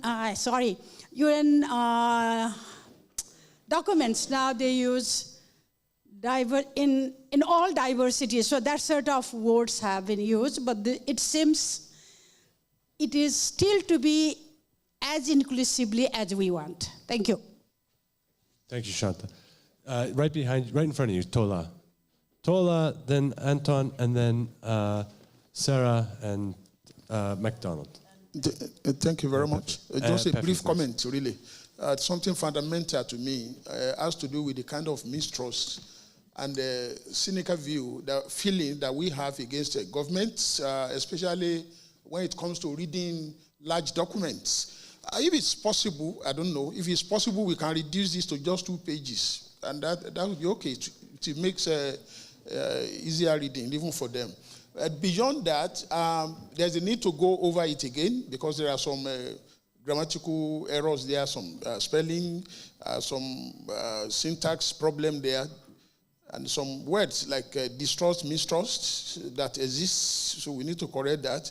And repetition of D, especially on page 1. So that's just what I have briefly. Thank you. Thanks, Tola. Yeah, okay, over to Pefi. Actually, Pefi had raised her hand first. Thank you. On behalf of my leader from the Pacific, we would like to endorse it in spirit, and we also give thanks to the team, actually worked it, as we see it in front of us. We can note that there is a bit of, tweaking to do, and we're going to entrust that it will be done. And other than that, we endorse it in spirit and thank Secretariat and other helpers. But most of all, thanks for giving it out to us to have a go and add our own bits into it. That was an important process. We just wanted to note that. So thank you. Thanks very much, Pepe. Just to pick up on the point that indeed there's still plenty of space, I would say, well, not plenty of space, but there will be time to sort of, I guess, massage this document a bit so that it reflects many of the comments that have been made so far. I mean, so far, I think only really one kind of major question has been put forth that I would see as that we need to respond to but otherwise, everything so far to me seems to be totally, reasonable. Let's say not reasonable, but we can take this on. There's not going to be any problem to do that. I guess I have Anton. Yes, thanks so much.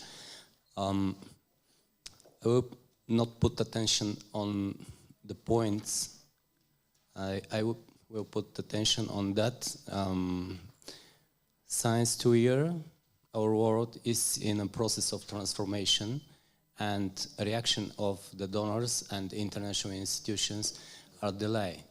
And after the pandemic, they start a restructuration of their approach and programs for development and funding options and strategies.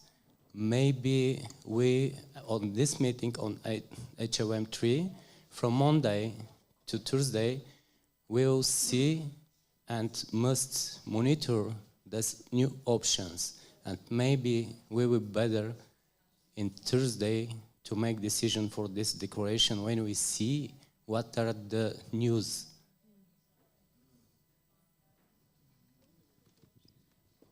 I have Sarah, McDonald, and then Marita. Thanks. Honestly, I think we should have been given more time to run through all this document, and not rush into things. But since we're facing donors next week, I think one of a red line for our region is on the term security. Assure CSOs of sufficient resources are provided with security while doing dev work in conflict-affected states. So it's a little bit not conflict insensitive, because when you mention security in conflict-affected contexts, it might mean police forces, military, from donor agencies. So we just want that clarified, and maybe before we give this to donors, we provide them with the exact term that we want to share. Thanks. Okay, McDonald. All right, thank you very much. Marita, you're after McDonald. No, Marita, McDonald, then Marita. Okay, thank you very much. my contribution is around strengthening the aspect of inclusiveness. The document makes reference to the whole of society approach, but I feel that it might need to give a bit of flesh to the whole of society approach and also make the connection with some of the commitments on leaving no one behind in the Nairobi outcome document, where, for instance, we begin to talk about youth, children, and also issues to do with gender equality. And I think as civil society, one of our biggest roles is to represent those that are furthest left behind. So I think being able to tweak it in that manner, it could also allow us to speak to that within the outcome document. Thank you. Thank you, MacDonald. Marita?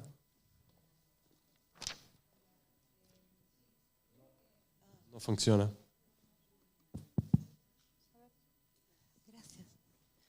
Sí, creo que en la misma línea no se trata de cuestiones de enmiendas, porque hemos recibido el documento recién y estábamos comentando con algunos compañeros que tampoco lo han recibido todavía, así que enmendar algo que efectivamente tenemos que hacer una lectura más profunda para poder adoptar una declaración, me parece que sería el proceso democrático e inclusivo al que todos aspiramos y queremos y venimos planteando hace varios días, ¿no? Y siempre desde el inicio del CPDE.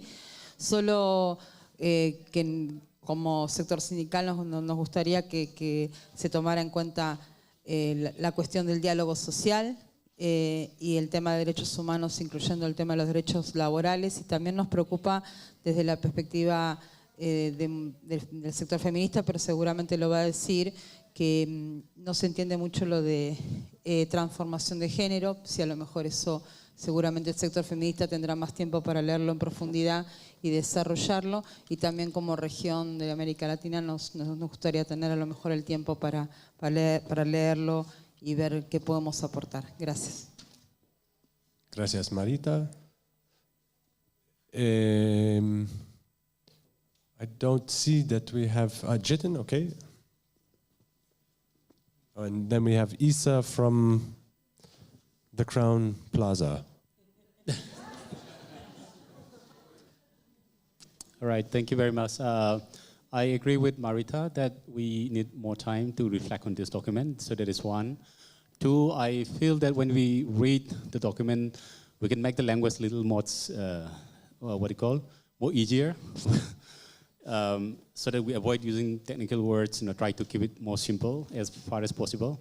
There's the second part. And then I also find a couple of calls, like when we call to the government, if you look at the calls to the government, I think there is 1 second where there is an explanation as to why we are giving up that call. No? So I think that explanation is not required, because we can just give a very strong call. Yeah, and then we don't have to explain why we are calling that, no? Because there is a context. We are already giving a very good context to in the previous section. So that is another aspect. And finally, again, reflecting back on what Marita shared, it will also be good to reflect on our own realities, no? Realities within sectors. It's not just a labor, it's not just a gender, it's not just issues of youth, but also reflecting on the other sectors, no, as well, to see how the major concerns within those sectors are actually reflected in this. And especially what is important is to look into the calls, because I think that's going to really make a difference. And we need a little bit more time to that. Yeah, thank you very much. Thanks, Jitin. And last word to Isa, I would say, and then we'll try to wrap up and respond to some of the questions and so on. Isa, are you with us?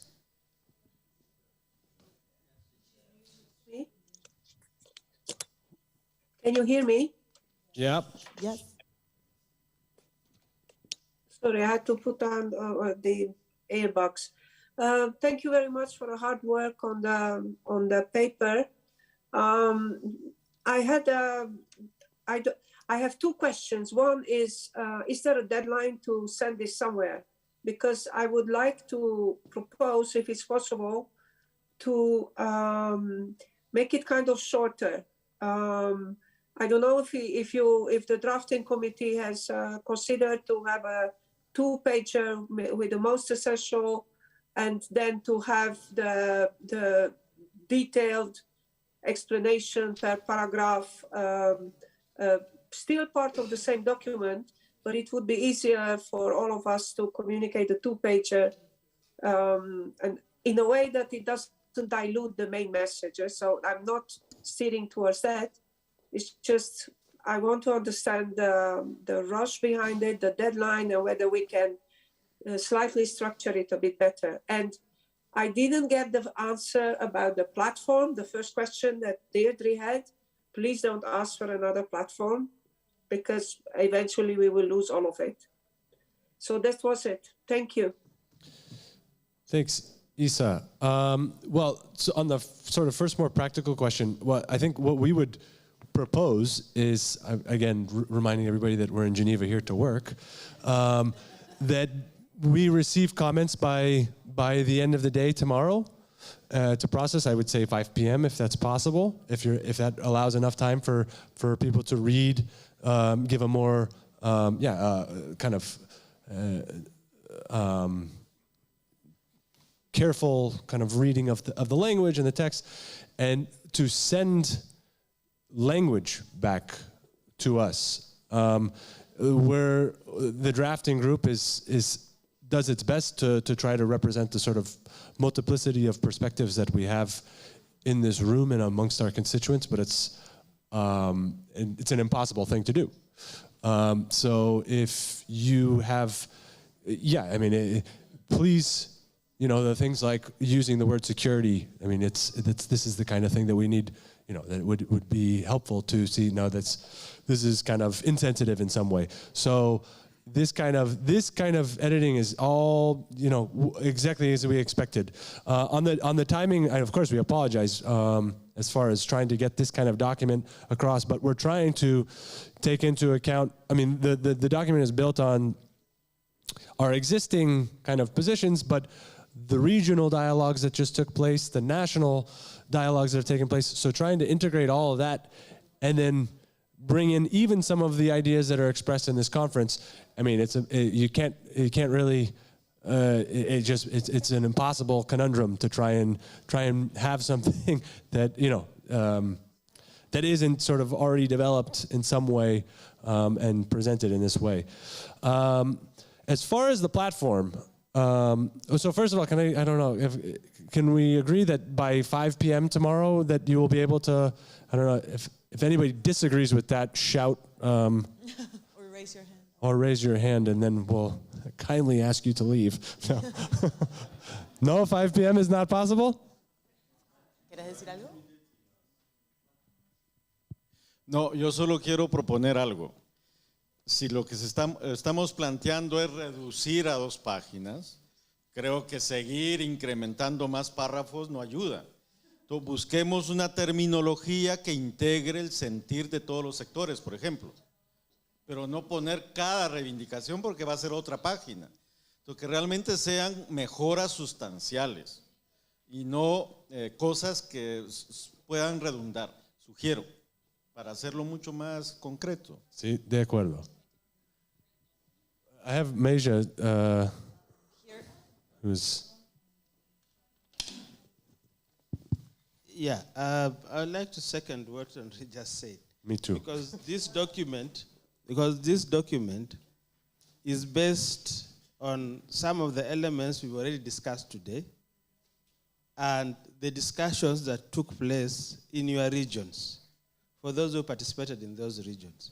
So unless you are requiring more time to reflect on what we did in our regions, I would really request that along the timelines that Matt has indicated, try to cut the pages to 2 so that your input really helps the drafters in that direction. Otherwise, if we start adding too many things, then it beats the purpose of requesting it to be a 2-pager document. On the question that she was asking, really the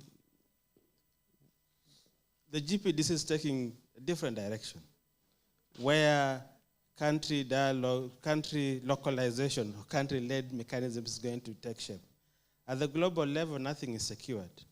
So the only, even what we have now as 2.4 action area is not guaranteed that it will be there, okay? So to continue working on enabling environment issues, particularly in the context of GPDC, we need to think of the next step, because like somebody said here, the task team was also closed. So we do not have any framework through which we can have a multi-stakeholder dialogue to address some of these issues in the context of effectiveness at the national and regional level. So that is what we are trying to envision, how best to still anchor this agenda in the GPDC process and continue discussing and addressing the enabling environment issues. That's what we were thinking. And basically utilizing the monitoring results that will come from the monitoring framework to continue that dialogue and ensure indeed that we're moving in the correct direction. Thank you. Thank you, Meja. Does that open a new round of comments? Just to say that I'm always hesitant to put a strict page limitation on CSOs collectively kind of coming up with a document like this. I mean, I think we'll try to reduce any kind of areas of repetition, but I don't think we can, but I would agree that we're not trying to add new elements to this necessarily. We're trying to make it reflect sort of the language reflect kind of the different ideas that have been put forward in some way, but without kind of adding any new major elements, unless there was something that was such a glaring omission that it has to be introduced. But otherwise, I think what we're trying to do is, sort of adjust this language so that it better kind of captures the spirit of the different perspectives that we were representing. I see Akio and Richard wanted to come in.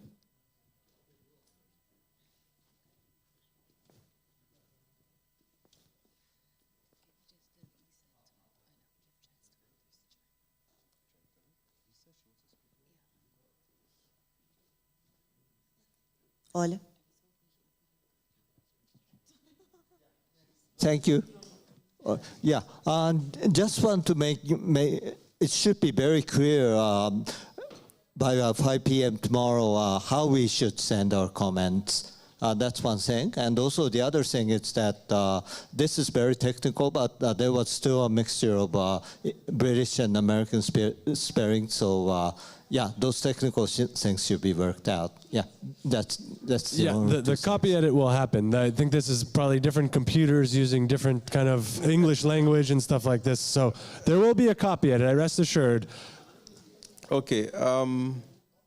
I think, Matt, for me, I just wanted to add to this issue of the platform, because I think for people who read it, they may think it's just another, but actually there isn't one that is bringing us together. I think to just complement what Major says, and the good thing with what we are doing now is actually to nuance that platform so that it focuses on trust building as a deliverable through a multi-stakeholder platform. And that is an important discussion. You can use existing platforms, for example, at national level and at regional level, but at global level, I think we need to push for that because it's an important deliverable, especially when we talk about enabling environment and how much we are being compromised as civil society because of the absence of these kinds of platforms, or where those platforms exist, they are very constrained spaces and they are delivering other agendas rather than our agenda. So I think that this platform idea is also an exercise in self-definition and self-reaffirmation of how civil society should organize itself. And I think that is a critical point to make here. Thank you. Thanks, Richard. Yeah, just even a little bit more background on the platform itself. Proposed. I mean, we don't even know what to call it. A platform is just what the word. It's a multi-stakeholder group. Okay. First of all, the idea came from originally wanting to come up with some kind of set of commitments not set of commitments, some idea of how to ground the existing commitments at national level, and what are your means to do that?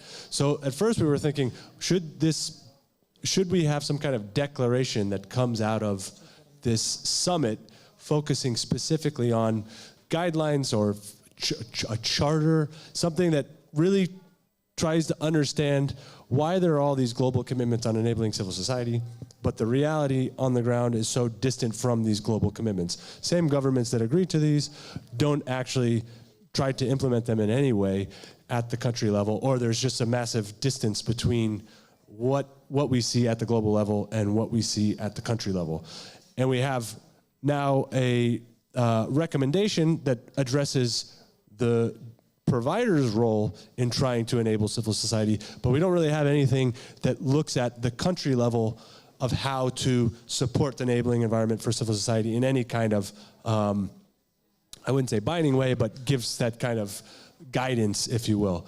So the original idea is that this would be the first task of this group, is to bring together a group of providers, recipient countries, civil society, even private sector if we have to, a multi-stakeholder entity that then tries to set out this framework, if you will, for country level realization of the commitments, the global commitments on enabling civil society. So that's kind of the rationale, I would say, for the proposal in the first instance. So that's the idea behind this group. That's a multi-stakeholder sort of group of different actors working towards enabling civil society. Isa, do you want to come back? Yeah, we'll give the floor to Patricia yes, first before. yes, we'll give the floor. Patricia hasn't spoken yet, so we'll give the floor to her first. No, it's just about the length of the declaration. I'm thinking that we can have two, the longer version and then the two-pager. Yeah.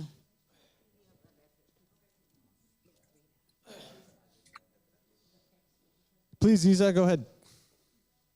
Thank you very much, and sorry to come to keep you from the footy.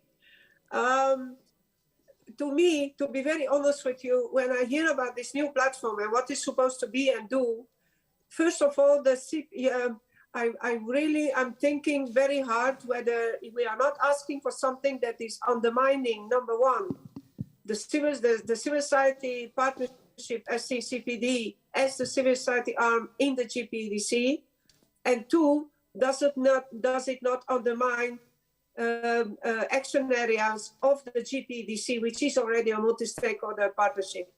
So I'm telling you, I don't think I'm very stupid, but if I need so much time and explanation to understand how is this different that we are already doing, I think that the donors, providers will have also difficulty to understand. So maybe everybody knows how is this different. For me, I thought that this group, that what you mentioned, it's the evolved. We talked for 2 days or 3 about the evolution of the CPDE, of the changing, remodernizing, revitalizing, new ways of working with new actors and everything.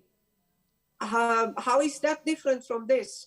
I'm telling you as it is, donors will not fund 2 platforms. So I don't know, I'm sorry to keep you from the football, but no problem, Isa. I think you're getting a little hung up on this notion of platform. So no, Matt, I think, Lisa, if I can respond. So the Action Area 2.4 will essentially dissolve following the high-level meeting. If I'm looking at Masia, Action Area 2.4 will cease to exist. Now, the problem we had with Action Area 2.4 was it didn't actually produce anything because it became the CPDE program. And that's partially because it didn't have a hook, I guess you could say. We didn't have something to sort of mobilize the different partners in Action Area 2.4 around, especially as the tax team dissolved. So the idea is essentially you could think of under the GPDC a group, I won't call it a platform because there seems to be some real allergy to the word platform, a group that is tasked in first instance to look at this idea of grounding the commitments on enabling civil society at the country level. If it's part of the new delivery model, so be it. But this is not, we're not trying to create something that competes with the GPDC. It's actually going to be under the auspices of the GPDC in my thinking. So it's not, and it's because the Action Area 2.4 no longer exists. So this call also comes in parallel with the advocacy we've been doing around the outcome document and making sure that there's language in the outcome document that reflects specifically a need or a concerted effort to realize the commitments on enabling civil society at country level. So the two things are sort of moving in parallel. I hope that gives a little bit, or sort of assuages you a little bit, that we're not calling for some new massive, heavily funded entity to take on this this issue. We're really looking for something that, as a first order of business, is just pulled together.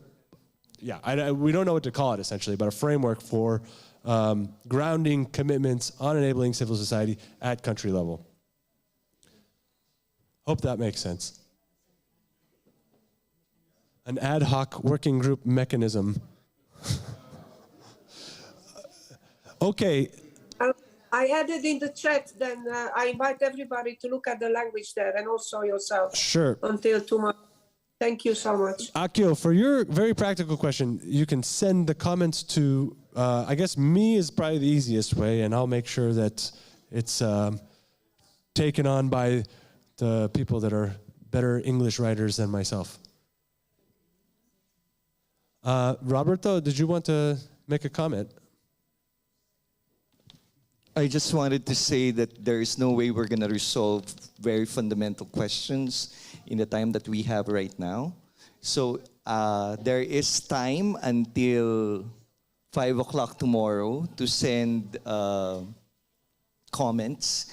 And if that platform question is indeed something that is unacceptable to the conference, to the civil society delegates here, then we can, that's something that should emerge from the comments, no?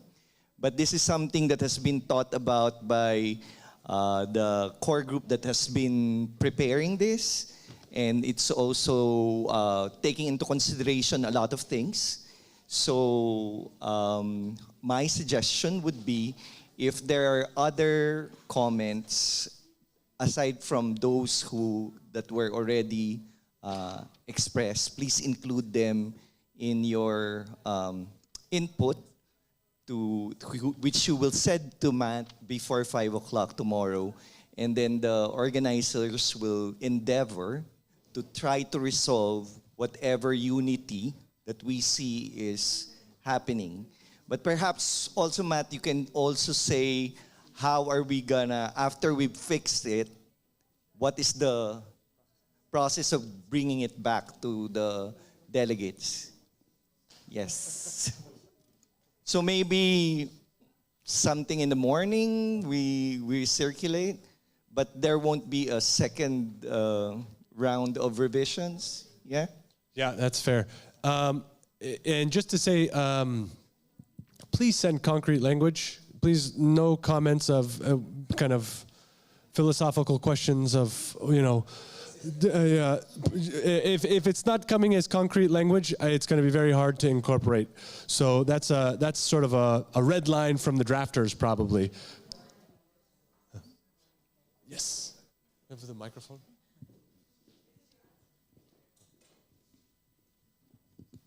Sorry, I just wanted to cut in because I got a feeling that once this was concluded, there'd be mass flight.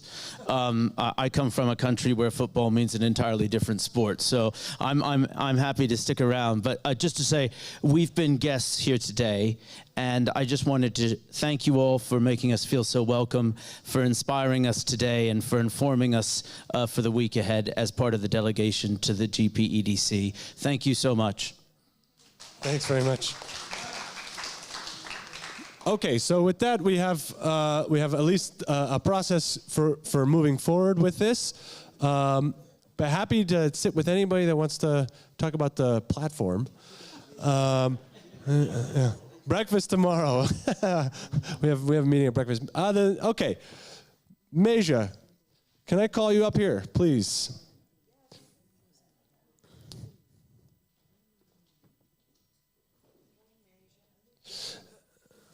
Oh, we have to leave no later than 5 p.m. So, Meja, this can't be a 20-minute speech. Which maximum support for a 5-minute speech. So thank you, Matt, very much for that session. We want maximum support. If you don't sing, you know. We want maximum support.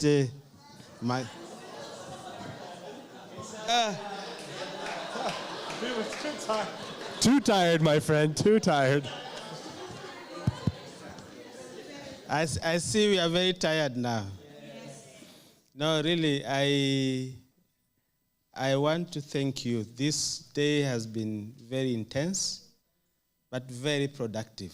And I think by listening to the reactions that we've had on the statement means this is a very important topic to us, very close to our heart, and we all want to be linked to it. Building trust, we are the other sector. We are the other stool. In the morning, a footstool. In the morning, Richard was talking about the broken chair. And trust is the one that builds that chair to be what it is. We know what our worth is. It is that worth that we want to be enabled, to be facilitated, and indeed to be strengthened to achieve results. And results are not just for us. You saw how passionate we are when we are describing who we are and who we stand for. Those voices, the voiceless, the marginalized, and name them all. That is why we are calling for this trust. That is why we want to be able to be enabled, to be given space to facilitate those voices and change their livelihoods. So for me, I do not want to give you any lectures because you've had enough. Mine is really, and on behalf of the task force and on behalf of Civicus, RCNL, FORAS, and Sustainable Development Group, is really to thank you for coming and participating and energizing us, and indeed giving us your thoughts on how we need to reorganize even our own thinking around this agenda. And we really look forward to partnering with you in this work. And we hope that when we knock, we'll take us to your village and be able to sing maximum support. I thank you very much, and I wish you a very fruitful next week. And please, the lines are still open. We are, like Matt said, we are still available for engagement. Share your experiences, share your perspectives to make sure that we have a very strong, credible process, document, but also remember next week is about our agenda for the effectiveness, and that agenda is about human beings. And we must be the protector, the defender, and the enabler for better living conditions. Aluta! Aluta! Thank you very much. I should have made the announcement before we leave. Please return your audio equipment. And then one very logistical, practical announcement here. Collecting your badges. Everyone here should have received an email from SDC or Effectiveness Summit, something along those lines, which gives you the information about how to collect your badge. So we're offering two options. The first option, and this really only applies, unfortunately, to people staying at the Crown Plaza. The first option is to get your badge directly. That would be to go to the Hilton, which is near the airport, from between 5 and 7 p.m. tomorrow, or be set before, I think from 7 a.m. on Monday. So if you have free time to go over there tomorrow, I think you have to bring a government-issued ID and all that sort of thing. I don't know how they're going to do this for second option. Normally, we are able to just collect the badges for everybody, but because for some odd reason they don't want to do that, there is the option, though, if you do want us to collect it, you have to send us an authorization letter, maybe even a copy of your photo ID or something like that. Probably send us a copy of your photo ID, and we will go pick your badge up for you around 5 or tomorrow afternoon during the opening badge collection hours, and then distribute them in the morning prior to heading off to the HLM itself. So those are the two options. We would encourage you to do option one. No, just. but the other one is, yeah, Jodel charges €5 a badge. So. No, but in reality, if you prefer for us to collect your badge, it's no problem. The Secretariat is available to do so. You just have to send us a letter that says you authorize Jodel Dakara and Matt Simons to collect your badge, and then we'll do that for you in the afternoon tomorrow. But otherwise, good night. Thank you so much.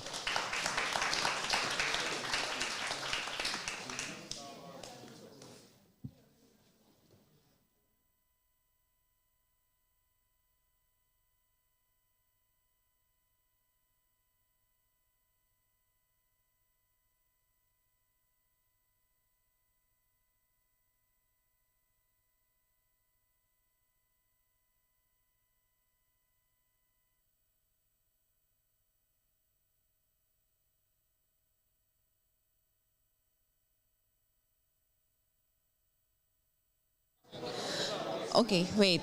Okay. Yeah, our bus is outside, I think. Okay, for your per diem, sorry.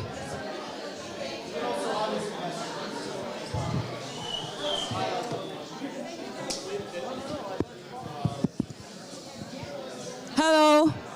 Okay, better. Hello. Eto. Wala.